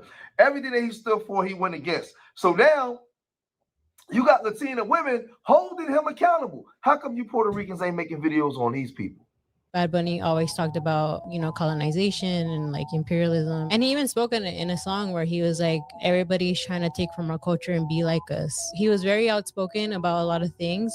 But then he ended up dating somebody who was the representation of all the things he hated. Kendall Jenner, who made a tequila brand, and it basically like took from, Mexican culture. You don't think people can change? That's the thing where I'm just like, for him to now like come out and like be that person again. Did you actually believe these things? Or is it just because you just want to profit out of them and because everybody kind of hated you? It's kind of like you say you hate racism, but you end up hanging out with people who are racist. Mm-hmm. It's like that. How can you surround yourself with people like that when you've been so outspoken about other things? I'm going to say something that could potentially get me canceled about this whole Bad Bunny NFL situation and the halftime show.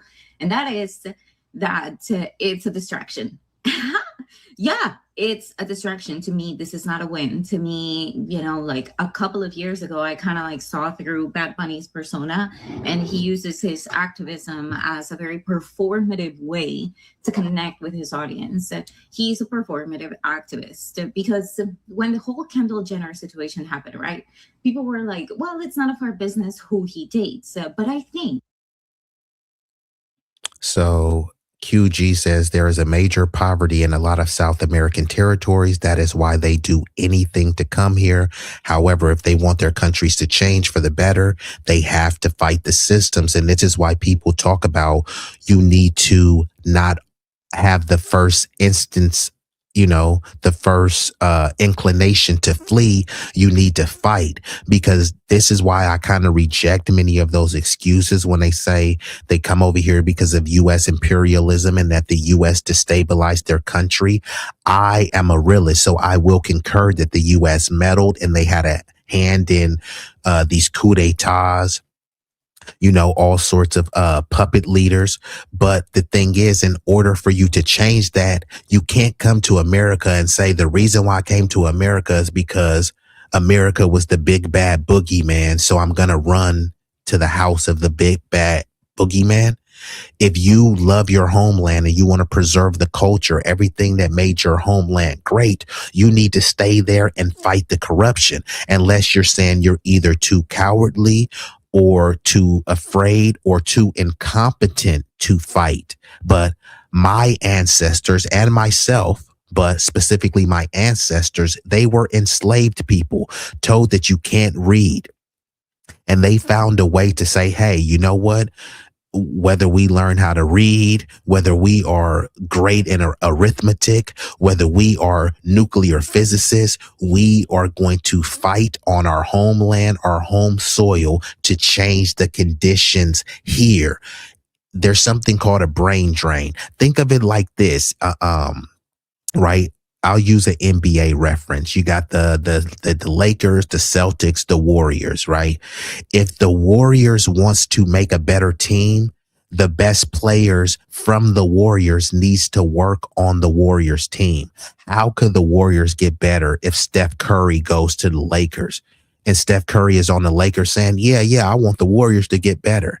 How are the Warriors going to get better when they just lost their best player to a rival team?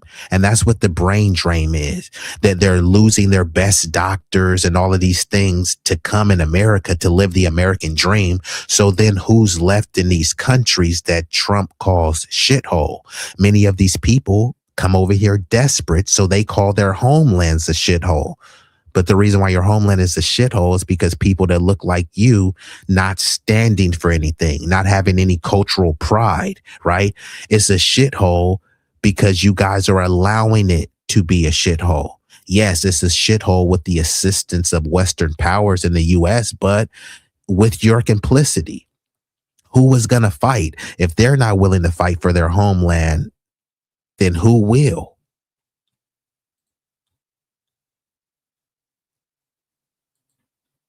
It's a distraction. To me, this is not a win. To me, like a couple of years ago, I kind of like saw through Bad Bunny's persona, and he uses his activism as a very performative way to connect with his audience. He's a performative activist because when the whole Kendall Jenner situation happened, right? People were like, well, it's none of our business who he dates. But I think when you make such a clear stance against something, and then you come up and get in bed with somebody who clearly stands for everything that you stand against, but you want to hide behind it, well, it's my personal life and I can do whatever I want. Right. But publicly, right, you've been against that type of person. And here you are jumping into bed with one of them. That was the first thing that I was like, okay, cool. And after that, and shout out to Sunlight. She said, we've had the same thing. We've been destabilized in our own country and we're still here. But when we say that, they say, don't have a victim mindset. Pull yourself up by the bootstraps. But then when somebody is coming from these foreign nations and I say, hey, well, I kind of really don't care what you went through. Pull yourself up by your bootstraps like we did and like we're constantly told. Then suddenly that turns into you hate immigrants, you're xenophobic, and you're anti-Latino or anti-whatever ethnic group. But all I'm doing is keeping the same energy that you have for us. The same people that say, y'all beg the government too much. As soon as they cross the border, guess who's helping them? The government, the same government that they say that we need to stop begging. You know what I mean? The whole no one's illegal on stolen land. Yeah, but all these people are fleeing from a country that has borders. And if I show up and say, hey, I should be able to waltz in because no one's illegal on stolen land. And Mexico is stolen land. Canada, stolen land.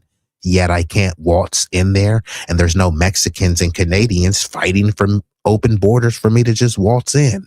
So yeah, we've been destabilized here in the belly of the beast, yet we stay here and fight. We fight, we don't flee. I understand, right? But just don't flee from your homeland and then come over here and try to wag your fingers and act as if you have some level of moral superiority towards people, right? And we're not acting like we do either. We're just stating what we've actually done, how we fought to make a lane for other people. We didn't fight to make a lane for people to come over here to disrespect us. But since disrespect is the only thing that many people respect, then, hey, we are the master roaster. So, we can get disrespectful. You know what I mean? We can make it a mudslinging contest if that's what y'all want to do. You know, we were molded by the mud, you know, the darkness. You know, like Bane said, you think the darkness is your friend? You know, we were molded by it. What y'all call hell, we call home. I'm in Hell's Kitchen with an apron and a hairnet. It was like, still, his music is fine, whatever. I can move on. But it was when the halftime show, and that is that it's a distraction. Yeah, it's a distraction. To me, this is not a win. To me, you know, like a couple of years ago, I kind of like saw through Bad Bunny's persona, and he uses his activism as a very performative way to connect with his audience. He's a performative activist because when the whole Kendall Jenner situation happened, right? People were like, well, it's none of our business who he dates. But I think when you make such a clear stance against something, and then you come up and get in bed with somebody. Correct. And some people say, hey, we don't want to give reparations. You niggers don't deserve anything. But as soon as people come the border, it's just like, and you get a debit card, and you get a debit card, and you get a hotel room. Notice how when they came over here by the millions and millions, none of them were homeless. Y'all don't find that weird? It's hundreds of thousands of homeless citizens and tens of millions of migrants, and none of them were homeless. And think about this. They're allegedly, many of them in refugee status, is fleeing gang violence, and they're just seeking a better life because there's no opportunities. So that means they're broke. That means they're poor. So how do they come over here broke, poor, ready to do low skills, and they're able to afford New York City, Chicago? I mean, do I have to pull up some of this stuff? In Illinois, they were giving some migrants $9,000 for rental assistance and furnishing. I've never got $9,000 from the government. In Maine, they were giving some migrants 2 years free rent. I can get a lot of stuff popping if I had 2 years of free rent or 2 years of, you know, free from paying mortgage or property taxes. You can get a lot popping. Does this sound like pulling yourself up by your bootstrap? Mayor Adams was giving them debit cards because he said it was cheaper to give them debit cards.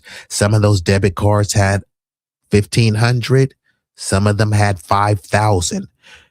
I knew a homeless dude over here, and he said he was a Hispanic dude, and he's a good dude. He barely speaks English, but he speaks it enough to understand me. He told me, "Thank you, Biden." This is anecdotal, so I'm not saying every migrant got this. I'm saying in California, this is the testimony. This person who is, you know, a homeless drunkard, he said that Biden gave him $13,000, right? So many of these people, they came over here, and it wasn't to pull yourself up by your bootstraps. These NGOs were flush with cash, so they may say, hey, look, I gave this migrant $10,000, and then they give them $2,000 and pocket the rest. Where's the auditing? No one knows where this money went, right? And like I said, they tell the blacks, you niggers don't need reparations. Stop begging. Okay?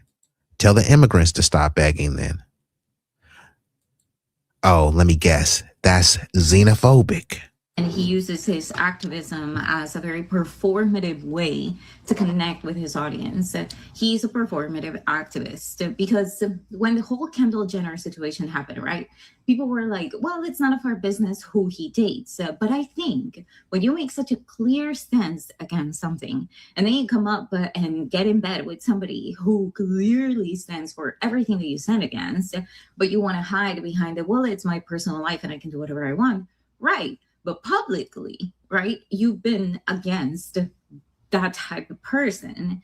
And here you are jumping into bed with one of them. That was the first thing that I was like, okay, cool. You know, and after that, I was like, Still, his music is fine, whatever. I can move on. But it was when this year, in the events of this year. Yeah, it's weird. Once you go to the Super Bowl, once you perform at the Super Bowl, you don't get paid. So no one is going to go up there to, you know, really upset the apple cart. They may do some sort of symbolic theatrics. And I know Sincere said that the performance for her was theatrical, but there's not going to be, it's nothing going to be any revolutionary. The revolution will not be televised. So why are people looking and waiting and expecting these athletes and artists to put their livelihood, you know, just for so someone could clap and say, yes, Hercules, Hercules, Hercules. No. You know, should they be standing up for people? But why would they stand up for the little guy? This is a capitalist nation which relies on crushing the little guy. So somebody could come over and say, look, and you can be just like me. You know what I mean? That's just all this about. Yeah. So that's what I'm saying with Bad Bunny, salute to him. But this wasn't some, you know, some love ballad to Latinos. Year started happening, right? Bad Bunny was very quiet. He wasn't saying anything. It took for things to start happening and affecting Puerto Rico for him to actually come on stories and say something, for him to actually release a video where he takes a stance, right? Performative, because it's not until Puerto Rico was affected that he actually jumped in and was like, hey, not my people, you know. But in the meantime, you have all the other people who are going through it, and he hadn't said anything. And I think people forget that. And this, unfortunately, this makes many people uncomfortable. And it looks like we got Phoenix Fire in building. But QG says the issue with undocumented individuals after they come here, they are not punished equally for their many crimes. You have to commit many crimes to survive without an identity. We would be in jail. And this is what they call the informal economy. And this is what I always talk about, the double standard, the immigrant privilege and exceptionalism, right? So if it's a dude who's in the hood and he's selling a little bit of something on the side, not to be a menace to society, but to provide some level of sustenance for his family, you know, because you got to eat and pay the bills. He's seen as a criminal. Who cares? You broke the law. You do the crime. You do the time. If someone comes into the country illegally, you can say it's a petty crime. It's a crime nonetheless, right? And they say, hey, they came into the country illegally because they seeking a better life to feed their family. Why is one crime considered heroic when they're feeding their family and another one is seen as demonic? No one is forcing people to buy weed, and there's no gun to people's head, but they've demonized black people as if, oh my God, you know, you're selling, you know, Agent Orange for people to sniff and huff. And this is where there's misleading when they say, they commit less crimes than the native population. Well, in many Democrat cities, and this is happening right now in New York, Mom Donnie said that he's not allowing ICE officers to go in Rikers Island to get out the undocumented criminals. Now, this is weird because they say they don't want ICE terrorizing neighborhoods. So why wouldn't you let ICE go into the jails and get the known undocumented criminals? You know what I mean? And there's so many crimes that they do, but if they live in an immigrant enclave where many people are undocumented, a lot of people are not going to call and report, because if they call, they have to talk to the police. They're undocumented, and a crime was committed on them by an undocumented person. You know, it's a sad and an unfortunate situation, but this is what the Democrats and both parties want. They love these people to be in the undocumented illegal alien status. Instead of trying to get those people citizenship, they just keep flooding the border open and open. And then they say, we'll give you TPS, temporary protected status. You're not a citizen, but you can stay here. You can get the benefits. You can own a business. You can do all this stuff, but you're not a citizen. If they cared about these people being citizens and Americans, why are they not trying to make it easier for them to become citizens? Focus on the people who've already been here 20 years, 30 years. Instead of helping them, they just bring in a new crop, just flood the border. And they've been flooding the border for decades. They said that it was 20 million undocumented people before Biden got in. So some estimates are saying it's closer to 30 to 50 million. Now, some people think that number is outlandish, but this was The Hill reporting this. And I think like 2018, well before Biden got into office, they said that it was closer to 20 million. And this was prior to Biden coming in and open up the border. Not only that, if you don't have documentation, you have to eat.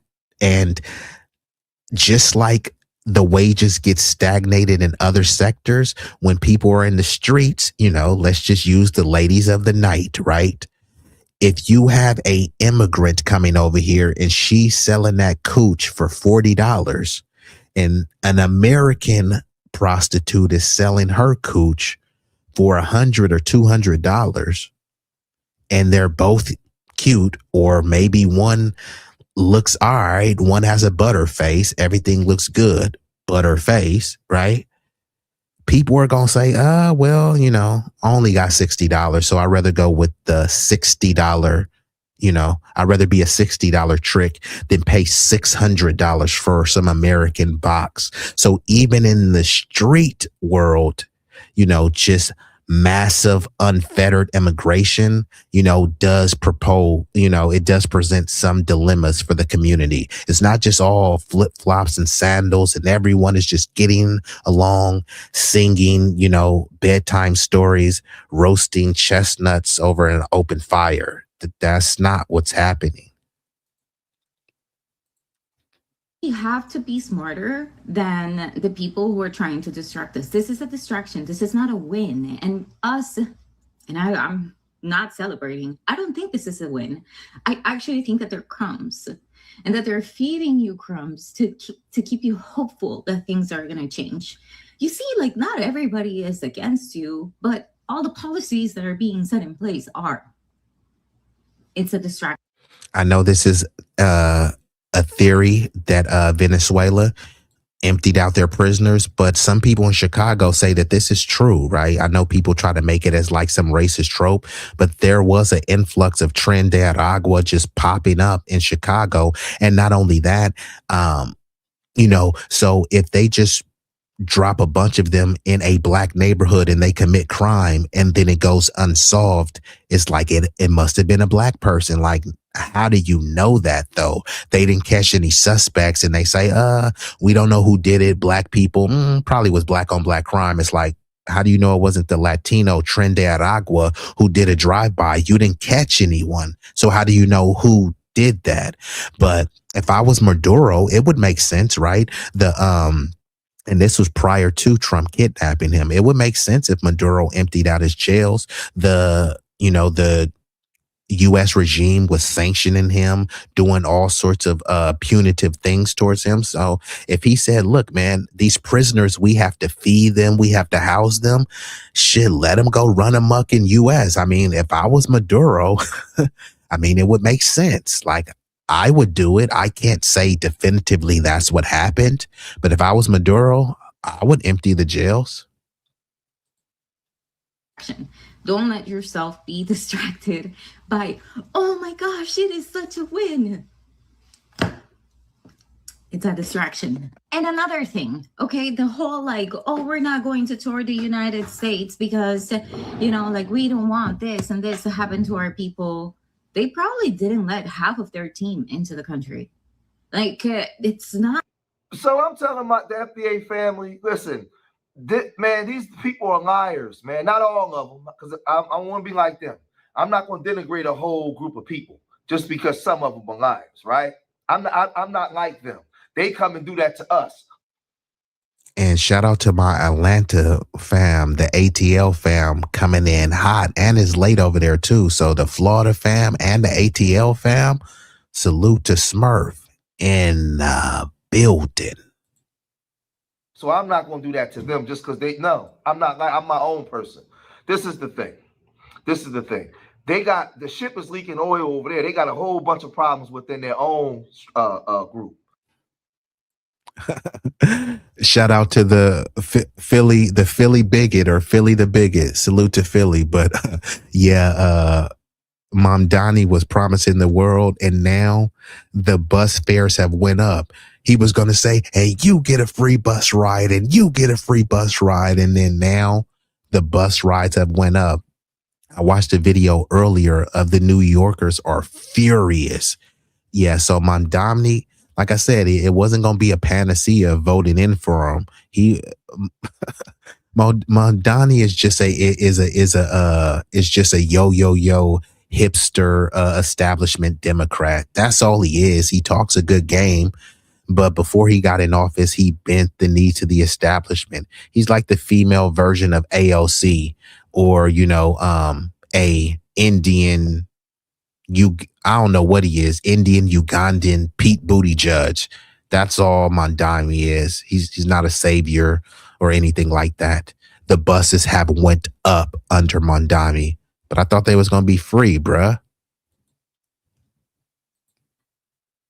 Right? When you go online and you look at these Africans online, they arguing South Africans versus everybody. They want smoke with everybody. Ethiopians is arguing. People from Ghana and Nigeria can't stand South Africans. It's just, it ain't, man, listen. Because we decided to separate and name ourselves and delineate and all that kind of stuff, we've opened the floodgates up where everybody got smoke now. Within the Latino community, they got issues. Dominicans and Puerto Ricans don't get along, right? A lot of those Mexicans and Puerto Ricans and stuff don't get along, right? There is no brotherhood. It's all bull crap. They want us to keep the door open and say black and brown unity, right? Yes, I did see some videos, and I'm not going to say all New Yorkers are upset with Mom Donnie, but it is a fact that the rates, the MTA has raised the rates in fire. You can ask Roger. I know Roger is usually driving around, so he may not know public transportation, but I did see some testimonial videos from people in New York and said, that the fares have been raised.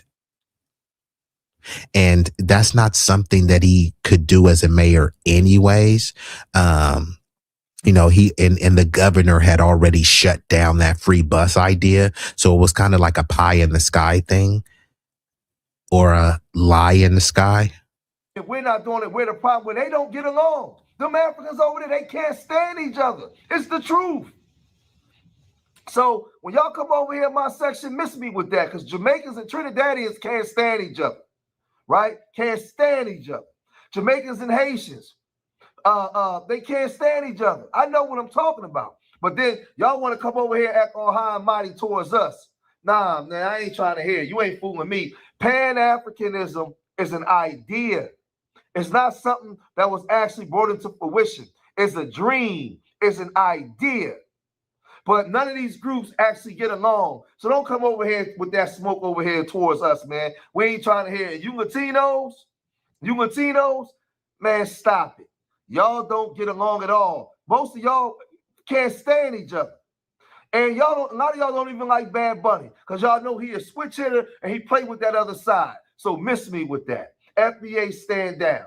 If you made it this far in the video, hit that like button, subscribe to Street Media TV, leave your comments in the comment section. Remember, I love y'all. Till the next time. Peace.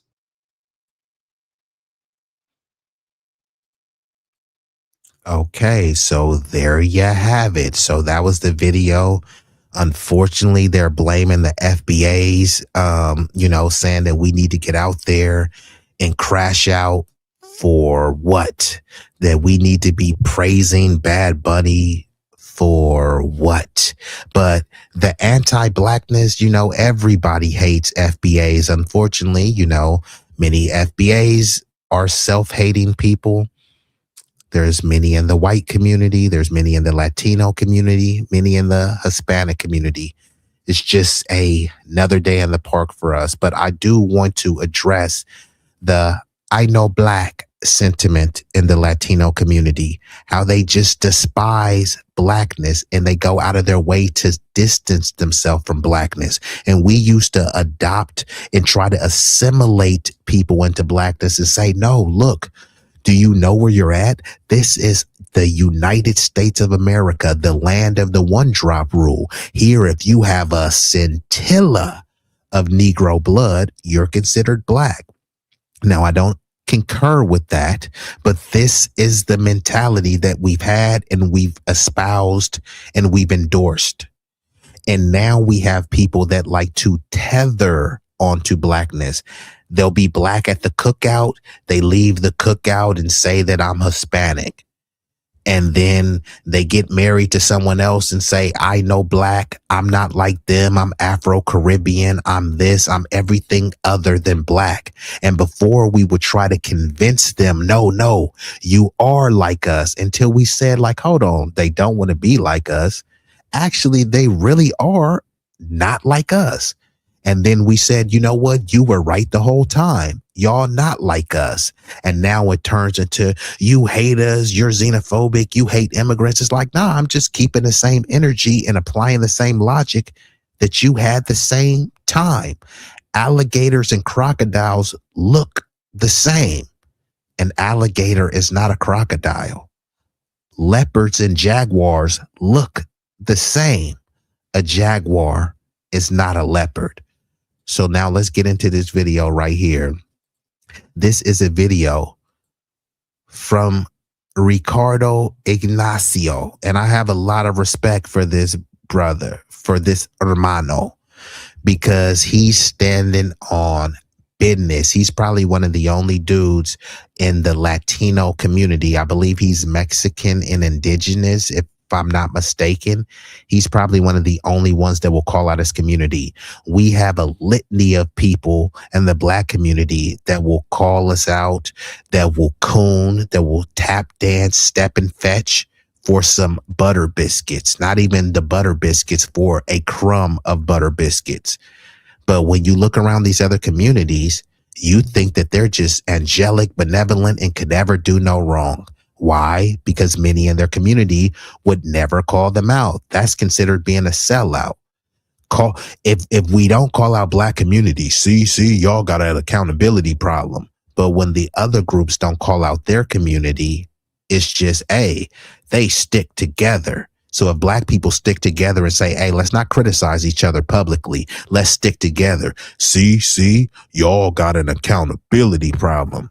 No, we don't. Who is the Latino version of Officer Tatum? Who is the white version of Myron Gaines, aka Amaru Fudil? Who is the Asian version of Charleston White? Who is the Hispanic version of Anton Kuntan Daniels?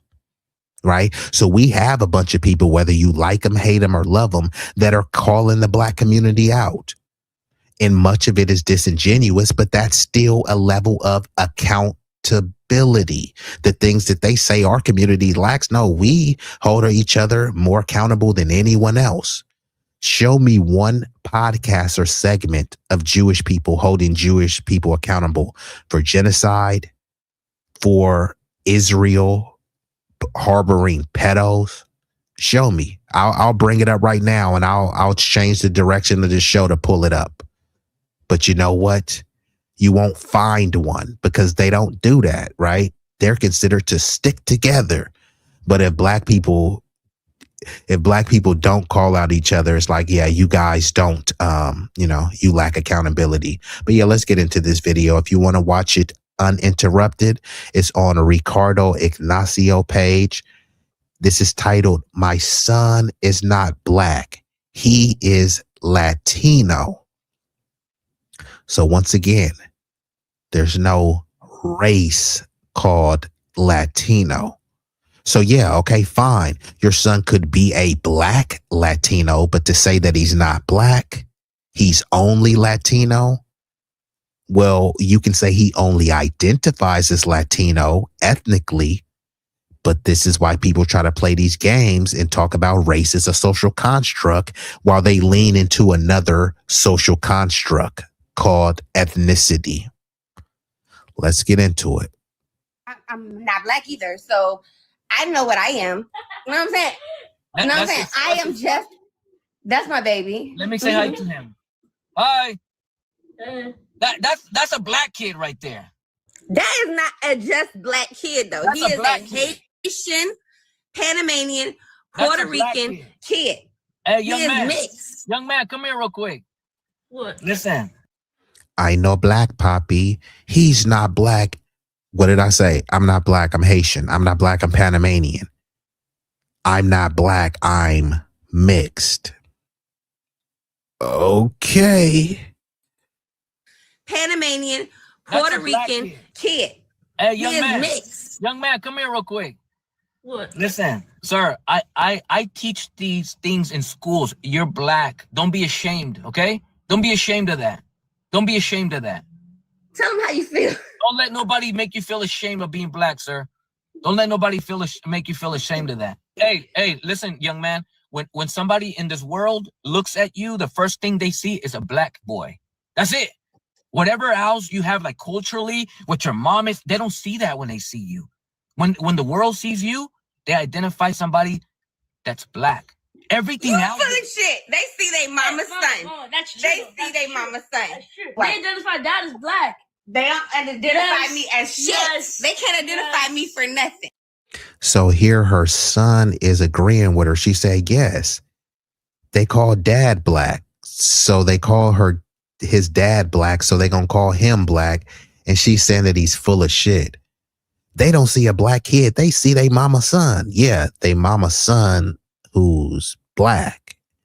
And this is why we saying, fine, we got to delineate. We don't want to be anything a part of this. You're Latino, so don't speak on the black community. Speak on Hispanic and Latino culture. We don't want to hear anything that you have to say about the black community, right? Because she wants to distance herself from blackness. That's fine. You ain't black. We ain't claiming you. We don't want no self-hated, self-defeated people like this. I know black, Poppy. Okay? You're no black. Hey, listen, young man. When somebody in this world looks at you, the first thing they see is a black boy. That's it. Whatever else you have, like culturally, what your mom is, they don't see that when they see you. When the world sees you, they identify somebody that's black. Everything You else. full of shit. They see their mama's son. That's true. They see their mama's son. That's true. Right. They identify dad as black. They don't identify Yes. me as shit. Yes. They can't identify Yes. me for nothing. Yes, mama. You're not gonna identify people by stuff that you don't even know for facts. Like you are such a lie. That's how race works. It's a social construct. It's how society views you when they first see you. When I first saw this kid, I saw a black kid. That's what race is. You are just colorblind because there is a term for a like. What the hell? He's colorblind for recognizing her son's color? Man. That's what race is. You are just colorblind because there is a term for that you don't even know for facts. Like you are such a lie. That's how race works. It's a social construct. It's how society views you when they first see you. When I first saw this kid, I saw a black kid. That's what race is. You are just colorblind. And this is why I talked about the self-hate, because many people that actually are racially black, and this is why I keep emphasizing over and over that there's no race called Latino or Hispanic, right? And, you know, if you want to go with the racial construct, she would fall under the Negroid, unless she wants to say that she's Asiatic and she's a Mongoloid. But she doesn't appear to think that she's Asian. She thinks that her race, which is not a race, is Latina. Don't even know for facts. Like you are such a lie. What your mom is, they don't see that when they see you. When the world sees you, they identify somebody that's black. Everything You else. full of shit. They see their mama's son. That's true. They see their mama's son. That's true. Right. They identify dad as black. They don't identify Yes. me as shit. Yes. They can't identify me for nothing. Yes, mama. You're not gonna identify people by stuff that you don't even know for facts. Like you are such a lie. That's how race works. It's a social construct. It's how society views you when they first see you. And to be serious, like this really ain't no joking matter. This really is sad because he's going to grow up having an identity crisis. And then when the black community be like, no, nigga, you ain't one of us. You ain't black. You nigga, go over there. Not because they hate him, just because they see that the self-hate that his mom projected on him, then he may project that onto the community. And we gonna see that like a shark senses blood in the water. And then he's gonna be labeled a tether, and people gonna be like, yeah, nigga, go over there. But we're accepting, this is the land of the one drop rule. We say people that look like Mariah Carey is black. So we definitely would accept this kid. But if he's speaking like his mama, then that's where you're gonna get people saying, no, nigga, you a tether. And you ain't one of us, you not like us. And then it will turn into, see, I never was accepted from the black community, and that's why I turned anti-black and start calling them mayates. It's like, no, you were raised to discount and diminish your blackness, and you're just ashamed of it. You know what I mean? We're not ashamed of our blackness. We're not ashamed, of our ancestors being formerly enslaved. Y'all were slaves. Yeah, and look what we overcome. Realistically, that's actually an indictment on you, because people try to do it as a as a pejorative. Ha ha ha, y'all were slaves. And then when we asked for reparations, everybody was a slave. So why are you calling us slaves if everybody was a slave? You know what I mean? Which is a lie, but it just kind of debunks their talking point. Also, we were enslaved and have a richer and more relevant culture than you. We're more prosperous than you. Your ancestors weren't enslaved. So what's your excuse? See, we can make an excuse. You don't want to hear it because it's like, stop having a victim mindset, right? When we talk about debt peonage, sharecropping, mass incarceration, eminent domain, all sorts of racial massacres, all of that stuff is having a victim mentality. But you coming over here and someone calling you an illegal alien is somehow the same as getting dogs and things sicked on you. You know what I mean? So it's like, yeah, we're not the same. We don't have the same mentality. And if you're a self-hating black and don't want to lean into your lineage, then cool. Just stay with whatever ethnic enclave that you belong to. Just stay out of FBA business. Black boy. That's it. Whatever else you have, like culturally, what your mom is, they don't see that when they see you. When the world sees you, they identify somebody that's black. Everything else. Full of shit. They see their mama's son. That's true. They see their mama's son. That's true. Right. They identify dad as black. They don't identify me as shit. Yes. They can't identify me for nothing. Yes, mama. You're not gonna identify people by stuff that you don't even know for facts. Like you are such a lie. That's how race works. It's a social construct. It's how society views you when they first see you. When I first saw this kid, I saw a black kid. That's what race is. You are just colorblind, because there is a term for a light-skinned and dark-skinned person. There's called light-skinned and dark-skinned. There's a difference There's a difference between a Haitian. What the hell is she talking about? There's light skin and there's dark skin. Huh? There's light skinned black people, i.e. Redbone, light skinned Keisha, salute to her. And then there's dark skinned Keishas, light skinned blacks, dark skinned blacks. Panamanian and a Guyanian. There's no race called Haitian. There's no race called Guyanese. And whatever else she's saying, whether it's Honduran, Venezuelan, Puerto Rican, those are not races. They're nationalities and ethnic and cultural identifiers, not a race. Difference between a Haitian, Panamanian, and a Guyanian They're different. They're not the same. You're saying that just because they present. And this is sad because her son is saying, hey, they identify dad as black. It sounded like he loved his dad, right? Because he was smiling when he said that. Yes. And he was agreeing with the dude. So if he knows that his dad is black, that kid knows that he's black. And here he has his mom saying, well, they can't identify me. And no, he's not just black. He's mixed and he's Haitian and he's this and all that. Like, oh, man, this is kind of making my head hurt. I don't know how much I can do of this lady. And to anyone, if y'all are getting a migraine listening to her, I sincerely apologize. Light skin and dark skin. There's a difference there's a difference between a Haitian, Panamanian, and a say a Guyanian. They're different. They're not the same. You're saying that just because they present with a dark complexion, that they're considered one race. His complexion is not how I identified him as black. It's his phenotype, his features. This young man right here, this young man's phenotype, his features. Listen, his features is what identifies him as black. He could even be lighter than he is now. He could be lighter, but if his features are the same, it's what black is. It's the phenotype of somebody, not the complexion. There's people that are black presenting that are very light complected, very light.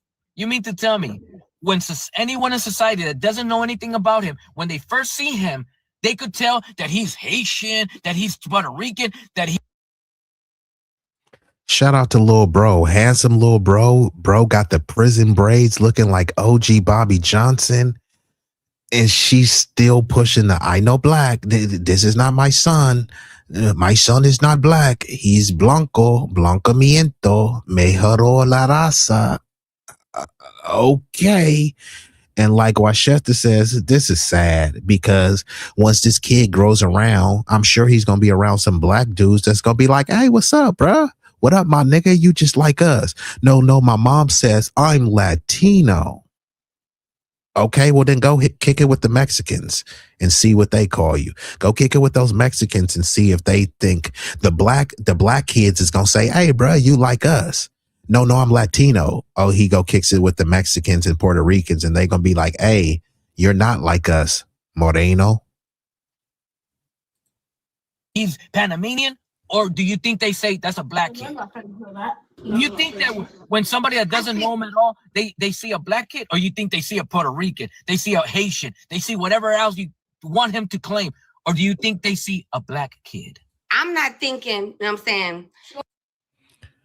No, this I concur with. This is why people are pushing delineation and cultural gatekeeping. What happens is people try to play these games. You know, they say, I know black. And then we say, you know what? You're not black. So stop speaking on black issues. We don't want to hear you get in our business. And then they try to flip it around and say, oh, yeah, well, actually, I am black and I have African ancestry and you can't gatekeep blackness. It just is like a circular argument. So it's like, that's why it's like, fine, even if you are black, you're not from this lineage. So we're standing on lineage business. Go clean up your house. I'll clean up mine. And then we'll have a meeting at the park and we can talk about how both of our houses are spick and span. That I'm black, but it's all good. I mean, I'm starting to understand. Society that doesn't know anything about him, when they first see him, they could tell that he's Haitian, that he's Puerto Rican, that he's Panamanian, or do you think they say that's a black kid? You think that when somebody that doesn't know him at all, they see a black kid, or you think they see a Puerto Rican, they see a Haitian, they see whatever else you want him to claim, or do you think they see a black kid? I'm not thinking, you know what I'm saying, that I'm black, but it's all good. I mean, I'm starting to understand that I can be whatever I want to be, like a frog. If I want to be a leopard, if I want to be a chimpanzee, I can be whatever I want to be. You know what I'm saying? This is America, and I can be whatever I want to be. Bye, young man. Bye. See you later, man. Taxes is feeling unwelcome. I feel bad for her son, to be honest. access, and I'm about to turn my camera on.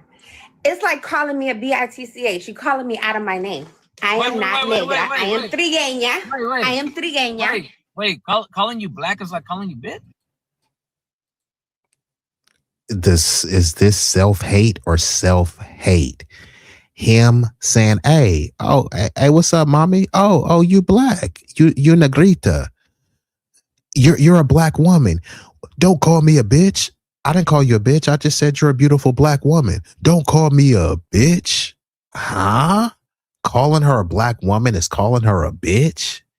This shit don't make no sense. Like the self-hate, this is why we delineate. Like, I don't want to be a part of this. No, you're not like us. Fine. Go be over there. You know, this is wild. Let's rewind that back. He rewinded it to the very beginning and he called her, hey, look, you're a black woman. What did you just say? Did you just call me a bitch? No. And matter of fact, chick, negrita, I gotta hit you. Bitch, are you high? Are you high?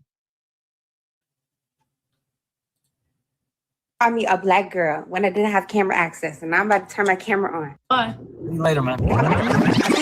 Because you called me a black girl when I didn't have camera access, and I'm about to turn my camera on. It's like calling me a bitch. You calling me out of my name. I am not negra. I am trigueña.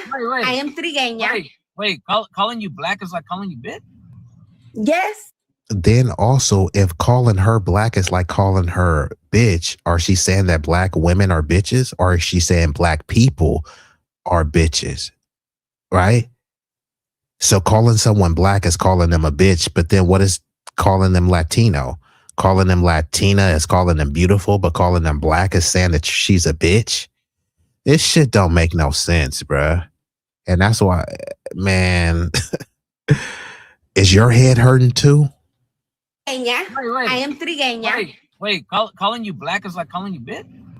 Yes. That's what offends me about people from over there. You think identifying you racially as black is an insult? Why is being black a fucking insult to you guys? Because that's not my nationality. That's not my race. What is your race? My mama didn't tell me I was black. She said I wasn't black because we're not black. I told you it has something.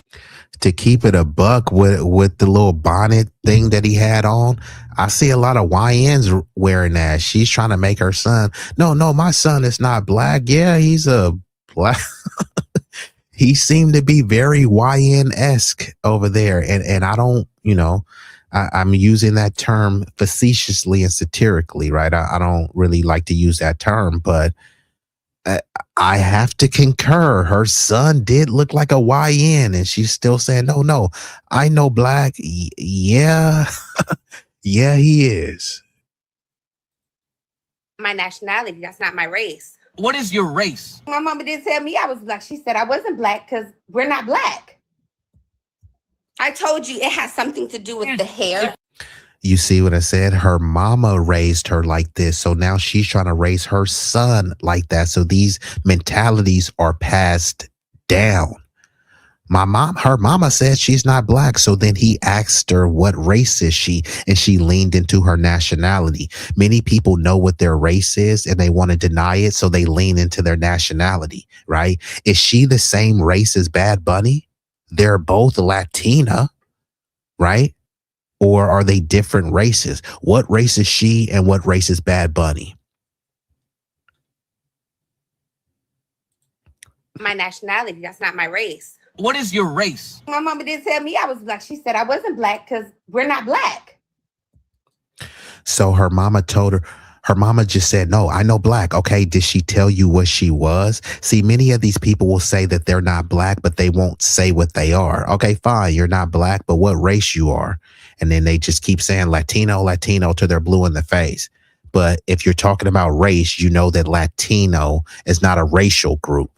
So then you just keep spinning in circles with a circular argument. But this is the mentality, the mejor la raza, blancamiento mentality that her mother passed down to her, that she's attempting to pass down to her son, who looks like a YN from O Block.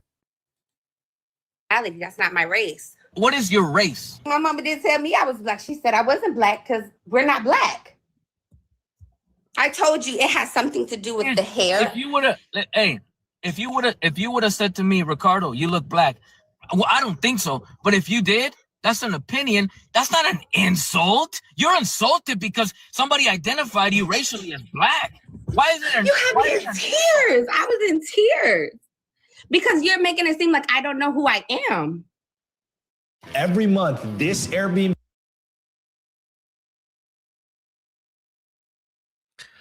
So this is wild. She was in tears over him calling her black.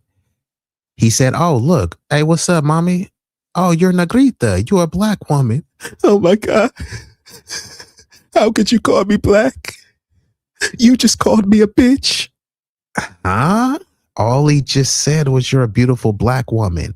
How dare you call me a bitch? Who you think you are? This shit is wild, bruh. What are you crying for? You're not a victim. I was in tears because you're making it seem like I don't know who I am. You want me to tell you something?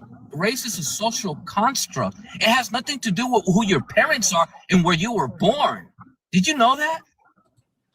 It has to do with... I get this comment, but are you hearing what she's saying? She is saying yes, because like I just already said, Latino is not a race. By you drawing this distinction, you're agreeing with me that Latino is not a race. You can be white Latino, black Latino, etc. She's saying that she's not black. She's only Latino, but he's asking her about her racial group. So if you're asking about a racial group, then you need to draw the distinction and say which racial group you represent, because there's no racial group called Latino. Yet she's not saying what her race is. She just keeps leaning into Latino, Latino, Latino. And people keep asking, okay, fine, you're Latino, but I just want to know what your race is. Is she the same race as AOC? Is she the same race as Bad Bunny? They're all Latino, right?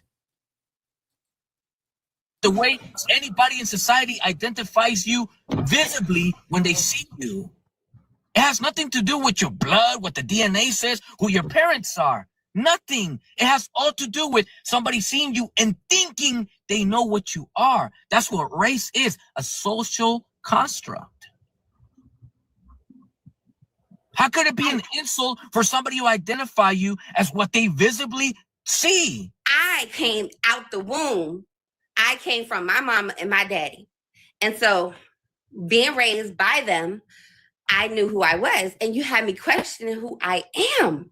So I had to question you. I don't have a problem. Hey, and shout out to Ronald McDonald. Is that really Ronald from McDonald's? Tell Grimace I said, what's up? What if someone mistook her for white? Would she consider that an insult? Fair question. Someone mistakes her for black. She thinks that you're calling her a bitch. If you say, oh, my bad, you're not negrito, you're blancamiento. Oh, my God. Ooh, papi, you're getting, you know, getting the verga very moist, right? With black people, but you didn't know that I was black because you didn't know where I came from. I still don't know where you come from. Where you? All Latinos have a blast in the black community because when they come over here, what community do they get dumped in? They get dumped in the community that was a black community, and then they bring so many over, so many of them, that now it's no longer a black community. Oakland in the 90s, 47% black. Now it's 17% black. Mainly a bunch of undocumented Hispanics over there. Richmond, California in the 90s, 47% black as well. Now about 17% black. And the same thing with many of these other ones. They basically pushed all of the black people out of San Francisco. And no one stops to ask themselves this, right? If these people are fleeing gang violence, all sorts of political persecution, they're refugees and just seeking a better life because they're poor and helpless. How the hell do they afford to live in places like San Francisco and Oakland, fleeing gang violence, coming with $2 in your pocket? Right now, think of any American state that you're in. It doesn't matter if it's Utah, Wyoming, Idaho, and you say, you know what, I only got $2 in my pocket. I'm gonna move to Florida, right? And I'll just pray, let go and let God. People will be like, that's hella dumb. How the hell you gonna go to Florida with $2? The lie doesn't even make sense. How could you? Okay, if you had $2 in your pocket, where was the money that it cost you to fly here or to cross the border? You didn't eat any food on the way. Okay, fine. You're here with $2. Now you have to eat. $2 is not enough to get any food. So the whole lie that people are just coming over here with nothing and pulling themselves up, by the bootstraps is, a myth. But like I said, we accept everyone. When the people come over, instead of us, gatekeeping our communities, we look at people as like, look, man, we've been oppressed. We see you guys as marginalized groups. So, hey, come to the cookout, come to our neighborhood. And then these alleged marginalized groups start marginalizing us. See, we say, oh yeah, man, you can set up a taco stand and you can set up a nail shop. And hey, look, man, this is a melting pot. But on the flip side, Black people can't set up any businesses in Chinatown. Why? I thought we were all minorities. Black people can't set up anything in a Mexican neighborhood. They firebomb them out and spray things like NK. Nigger killer. This happened in multiple neighborhoods in LA. When their numbers were low, they were like, hey, thank you, amigo. We appreciate you so much. Then they get their numbers up and they start saying that we're nigger killers. You know what I mean? But it's unfortunate. But like I said, in the Black community, we're super accepted, and it's a beautiful thing, but it could also be detrimental as well. And I'm going to get ready to shut this thing down in probably like the next 20 minutes. Y'all could have been anywhere in the world. Y'all chose to be here with me, at least momentarily. And for that, I thank you. And hit your boy with a like. Please, it helps boost in the algorithm. I'm not monetized, so when I come over here and deliver these sermons, it's because I really love the people. I'm a man of the people. I appreciate y'all. But yeah, I mean, if you don't want to make a financial contribution to the Cash App, at least hit your boy with a like. It won't cost a fee. The likes are free. I came from my mama and my daddy. And so being raised by them, I knew who I was, and you had me questioning who I am. So I had to question you. I don't have a problem with Black people, but you didn't know that I was Black because you didn't know where I came from. I still don't know where you come from. Where you from? But you still think I'm phonetically Black. Phonetically? Phenotypically. Where do you come from? Hooked on phonics didn't work for you, boo-boo. Phonetically, he's not talking about phonics, but I get it. Like, this girl's a hot mess. I was born in Germany, bruh. Where's your parents ethnically from? I was born in Germany, bruh. That's not no Latino slang. That's BAVE, Black American Vernacular Ebonics. Talking like, bruh, what it do? Crash out. You feel me? Yada me. Yada I'm talking about. Know what I'm saying? That ain't no Latino culture. So it's like, and this is what people are talking about. You kind of want to tether and leech on to certain aspects of the culture and treat it like a cultural buffet. I have a little bit of that. I have a little bit of that. I'll say, nigga, I ain't Black, but who cares? I'll take it from the cultural buffet. I grew up around Blacks. I'm not like those Blacks, but I want to say nigga just because I grew up around them and they say it. Like, the shit don't even make sense. She's over here talking, with our slang and our vernacular, but I know Black. I know Black. Talk like a Latina then. I had to question you. I don't have a problem with Black people, but you didn't know that I was Black because you didn't know where I came from. I still don't know where you come from. Where you from? But you still think I'm phonetically black. Phonetically? Phenotypically. Where do you come from? I was born in Germany, bruh. Where's your parents ethnically from? One was from Puerto Rico and one was from Panama. Panamá, si yo hablo español. Okay. So you come in here. I come here to talk shit to you. No. You come in here just to tell the world, y'all.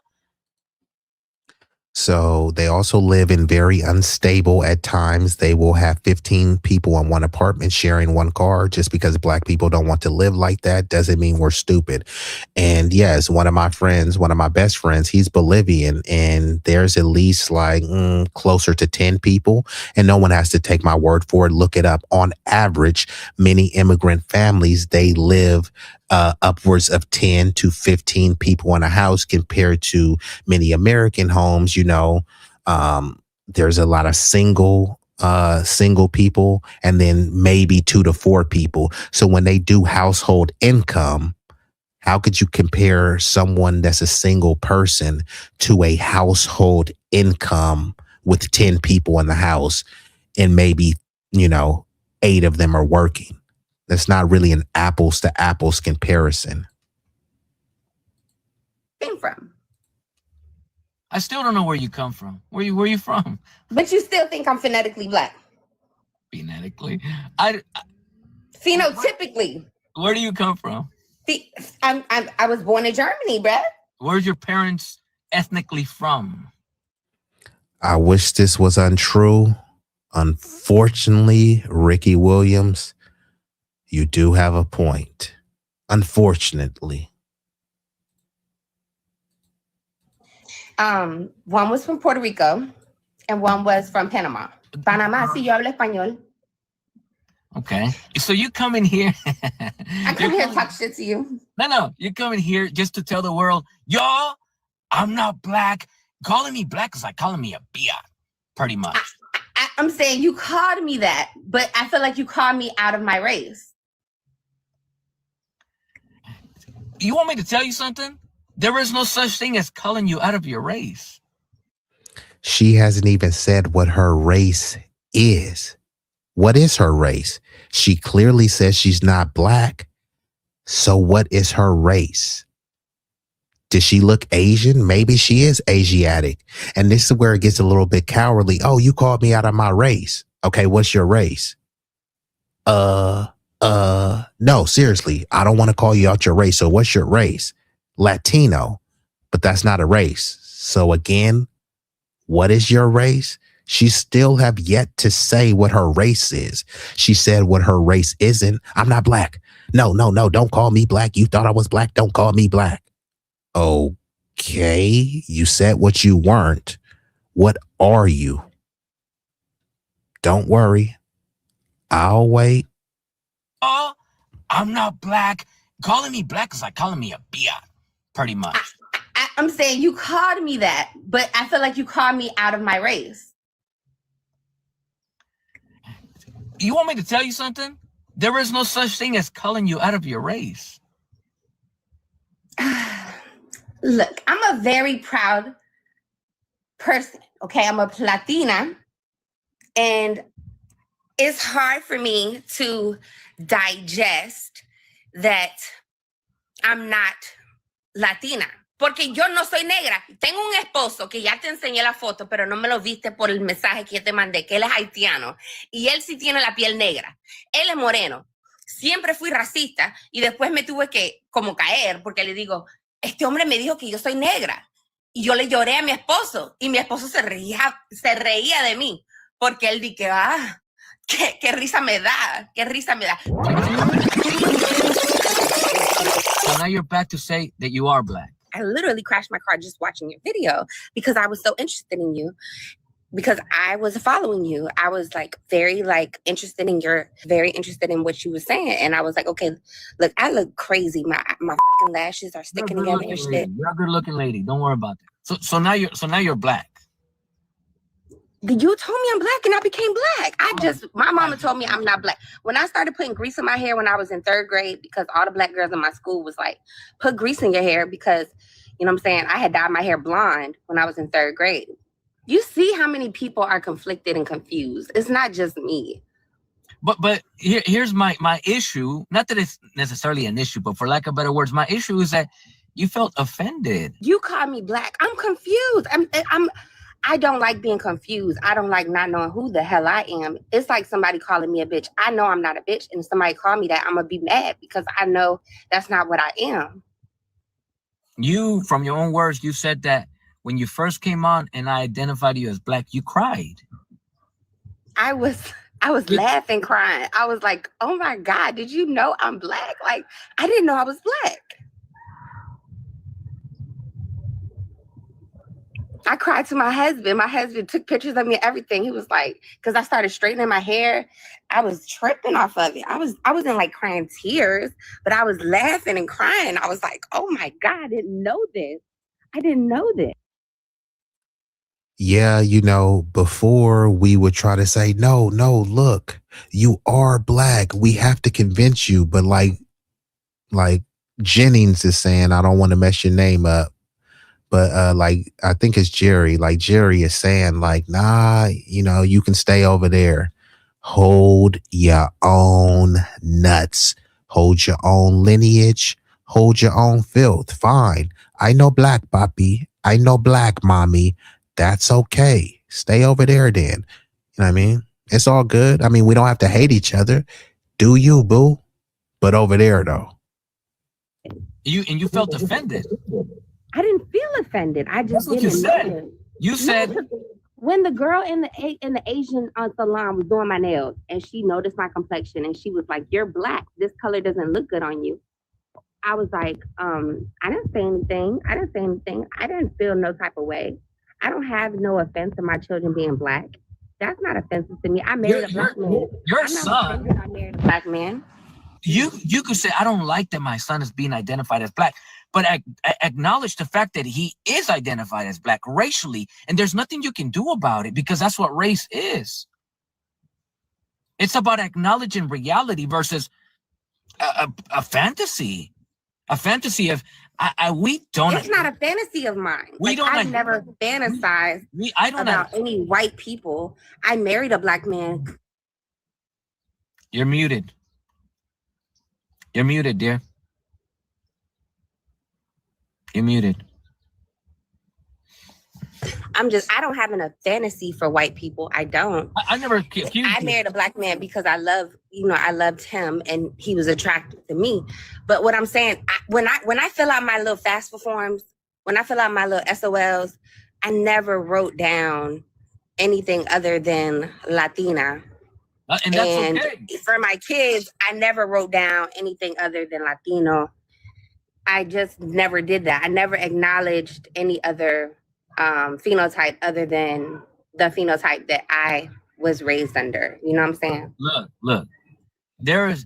Now notice she's talking about phenotype and not race again. When you check the box, there's no phenotypical box to check. And this is why many people are calling out tethers, and this is why people are delineating. Because one day, like she said, she woke up, went to the nail salon. They said, this color is not good for black people. Oh, wow, I'm black this whole time. I've been looking in the mirror. I never knew I was black. Okay, I guess I'm going to live my life as a black woman now. This type of stuff is tethering because you don't really believe that you're black. You see it as like a jacket that you can just put on and discard at any time. When she's around the Latinos, hey, I'm just like y'all. I'm not negro. I'm not moreno. I'm Latina. Gets around the blacks. Oh, look, I just found out. I'm just like y'all. I am like y'all. I'm black. You know what I mean? It's like, which one is it? And like I said, since there's no race, she can be a black Latina and we'll accept her. However, she's trying to distance herself from blackness while still riding and gliding on some soul pole. But hey, I know black. And my son, no, he's not black. He's Latino. His daddy's black. I love black soul pole. That's why I married him. But my son is not black. This shit don't make no sense, bruh. Absolutely nothing. wrong with you making the choice of bubbling Latino to identify you and your children. Nothing wrong with that. You have the right to identify yourself however you feel like it, as well as your children. But that has nothing to do with society and the way society identifies you racially when they first see you, or in this particular case, your children. When somebody that doesn't, if I didn't know you, I don't know you technically, but if I didn't know you at all and I didn't know your son and I just barely seen your son out and about, I see a black boy. I don't know if his parents are from Panama, from Puerto Rico, from Dominican Republic. I have no idea what his parents are from. But you want to know what I know for a fact? That he's black. That, what I just said right now, is what race is and how it works. Is what society sees when they first see you. They may not know who your parents are. They may not know where you were born. They may not know if you have different parents of different racial identities. They may not know anything about you, but they see a black person. That's race. Lo que ven. That's literally what race is. Now, your culture, your ethnic background, that's something different. But race is what you are phenotypically presenting. Your son phenotypically presents somebody that is racially identified as black. However you feel about that. Yes, I thought this was common knowledge, but Tanya, it appears that this lady doesn't know that. She believes that her race is Latino, Hispanic, and that's why she's pushing the I know black. I know black. But like Roger says, she does look humble. Shout out to bro. He's giving her a mic drop moment. So it's only about 4-ish more minutes of the video. I'm going to let it play more elongated without the interruption so we can get ready to shut her down. Backgrounds are something different. But race is what you are phenotypically presenting. Your son phenotypically presents somebody that is racially identified as black. However you feel about that, go ahead and feel it. But that's what it is. What's your nationality? U.S. I thought you said you were born in Germany. But I have citizenship from the U.S. So respect me, okay? I do carry a whole bunch of shit with me. You know what I'm saying? I already told you all my business on the first live. I ain't gonna repeat it because you acting like you gonna tell my business, which that's not cool, bruh. You're the one telling all your business. I ain't saying nothing but responding to you. I'm not telling my business. I just wanted to talk to my friend. I followed you. Bitch, are you high? Are you high? She's on here telling him her business and saying, oh, I want to tell you my business because I feel like you going to tell everybody my business that I told you. Huh?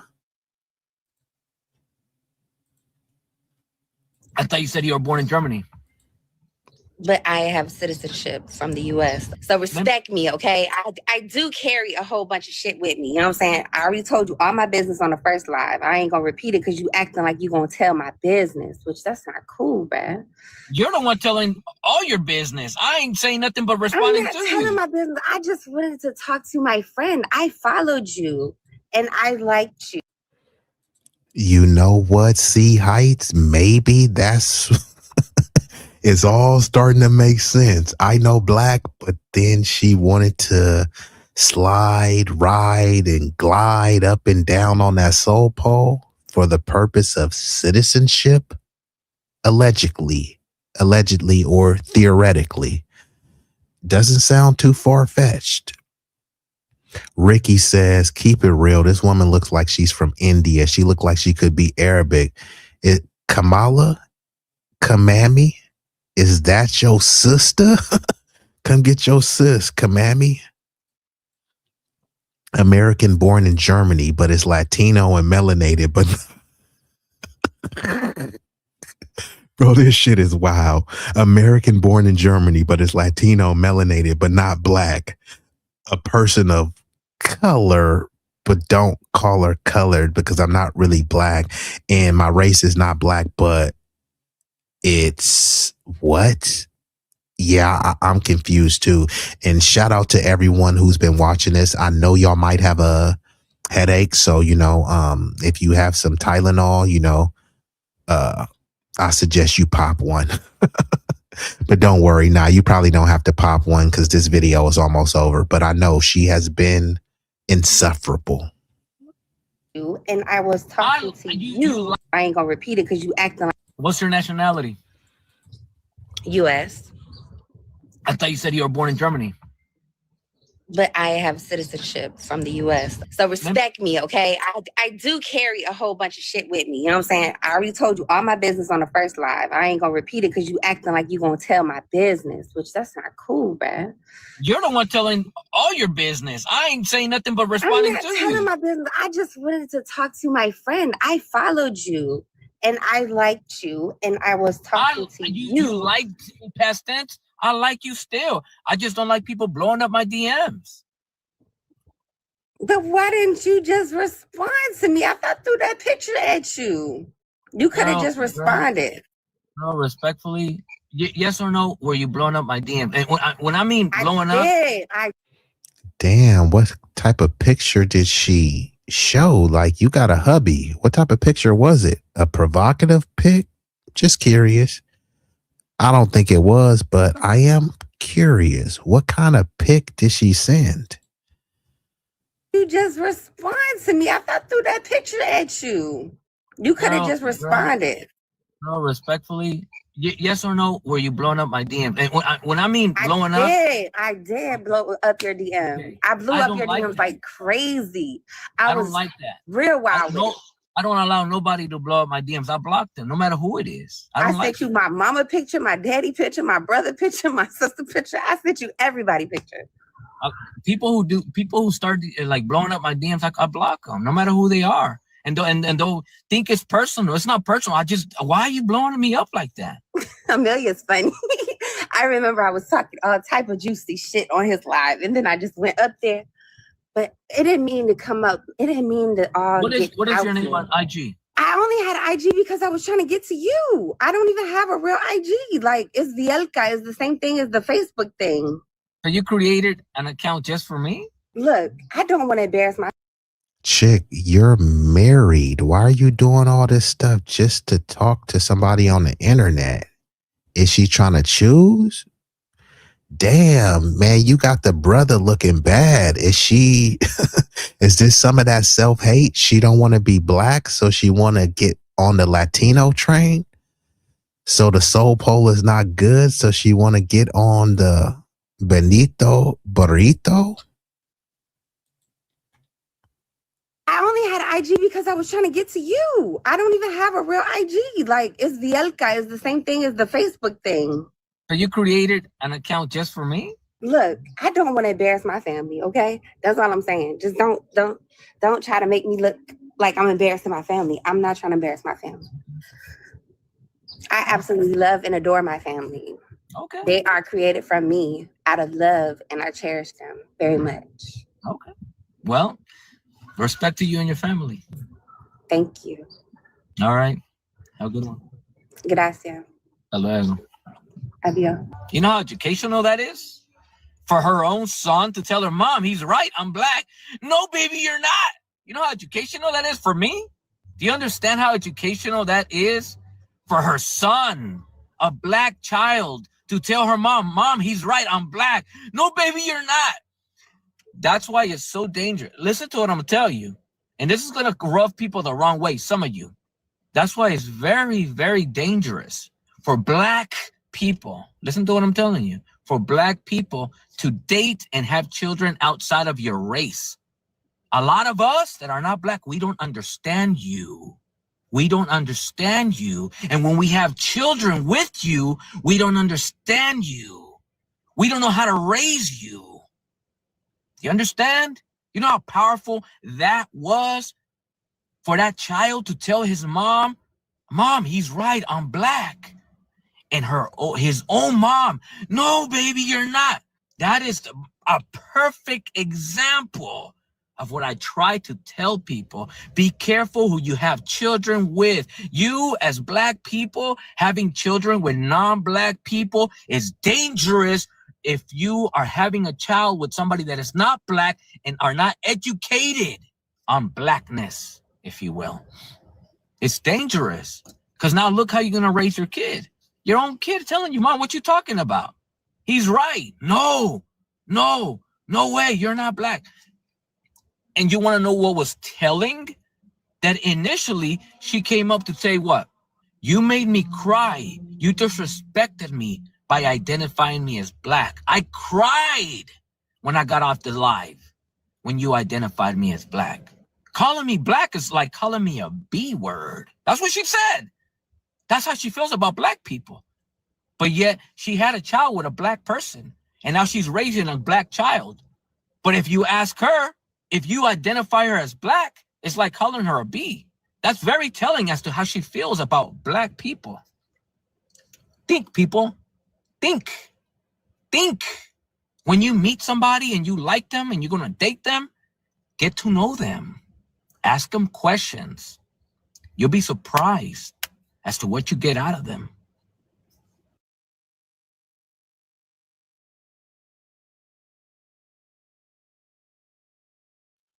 So there you have it.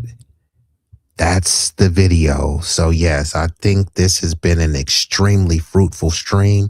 I want to give a shout out to everyone that's viewing this live concurrently and the people that will be watching this on the replay, gang. Y'all can be anywhere in the world. Y'all chose to be here with me, at least momentarily. And for that, I thank you. Now, what I'm going to do is do a quick rundown of some visuals, and then this is going to wind the stream down. I sincerely appreciate y'all. So let me hit y'all with some visuals. If anyone has been enjoying the content, hit your boy with a like. It won't cost you a fee. The likes are for free. And once you subscribe, hit that notification bell. Many of my streams are impromptu, so you stay abreast with the live streams. I will start getting on a particular schedule, but maybe that will come after I'm monetized. Right now, I'm not monetized, so I'm coming on here for 3 or 4 hours to chop it up with y'all because I love the people. I'm a man of the people. So salute to y'all. The chat has been chatting. Y'all have been engaging and interactive, and I appreciate that. So yeah, before I get up out of here, I gotta hit you. Yeah. Hey.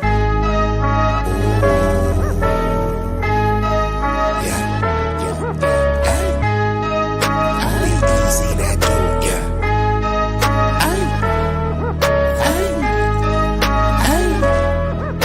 shit so hot it's burning up. Just go ahead and turn this up. I bring the pain like an aftermath of a car wreck. It's a lot of niggas that say they real. To me, that shit is far-fetched. Fucking cats is pussy. They really is on some feminine stuff. I ride up on them with the 40 ounces. It's a definition of adrenaline rush. What it do is sweet like cinnamon puffer. My niggas is rough like Willow Pass. Grew up out on Mary Mac, but I used to hang on Willow Pass. These firms that I roll with, outcasts and misfits. Better zip lips so you get hit when the fifth spit. Flat line in your fit. Trap habits is black magic, no voodoo. Get the bands like Goku for the cocaine and go cuckoo. Most these niggas is foo-foo, so I'm shitting on them like doo-doo. I can't fuck with y'all like tofu. I'm just saying, man, like Goku. Bad bitches at the house with me watching Netflix or Roku.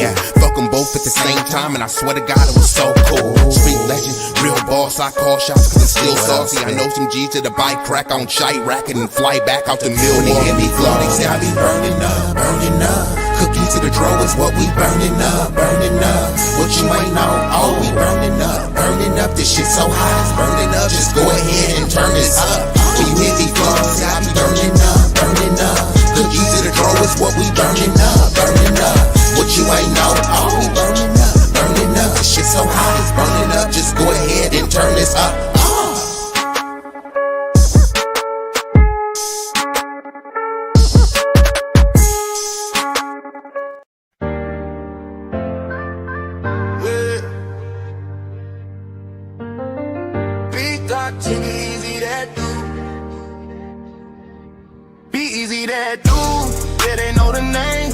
Stacking up the paper, but having money ain't a thing. Standing on business, burning hotter than a flame. From the block to the ballroom, you gotta stand the rain. B-Eazy Dat Dude, yeah, they know the name. Stacking up the paper, but having money ain't a thing. Standing on business, burning hotter than a flame. From the block to the ballroom, you gotta stand the rain. B-Eazy Dat Dude, yeah, they know the name. Big God to B-Eazy Dat Dude.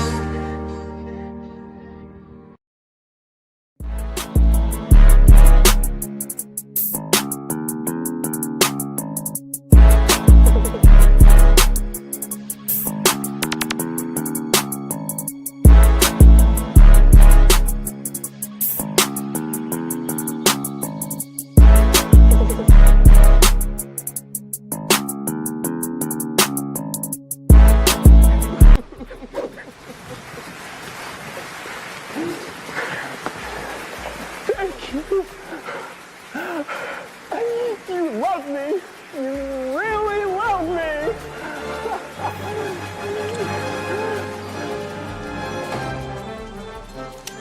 You're not going anywhere.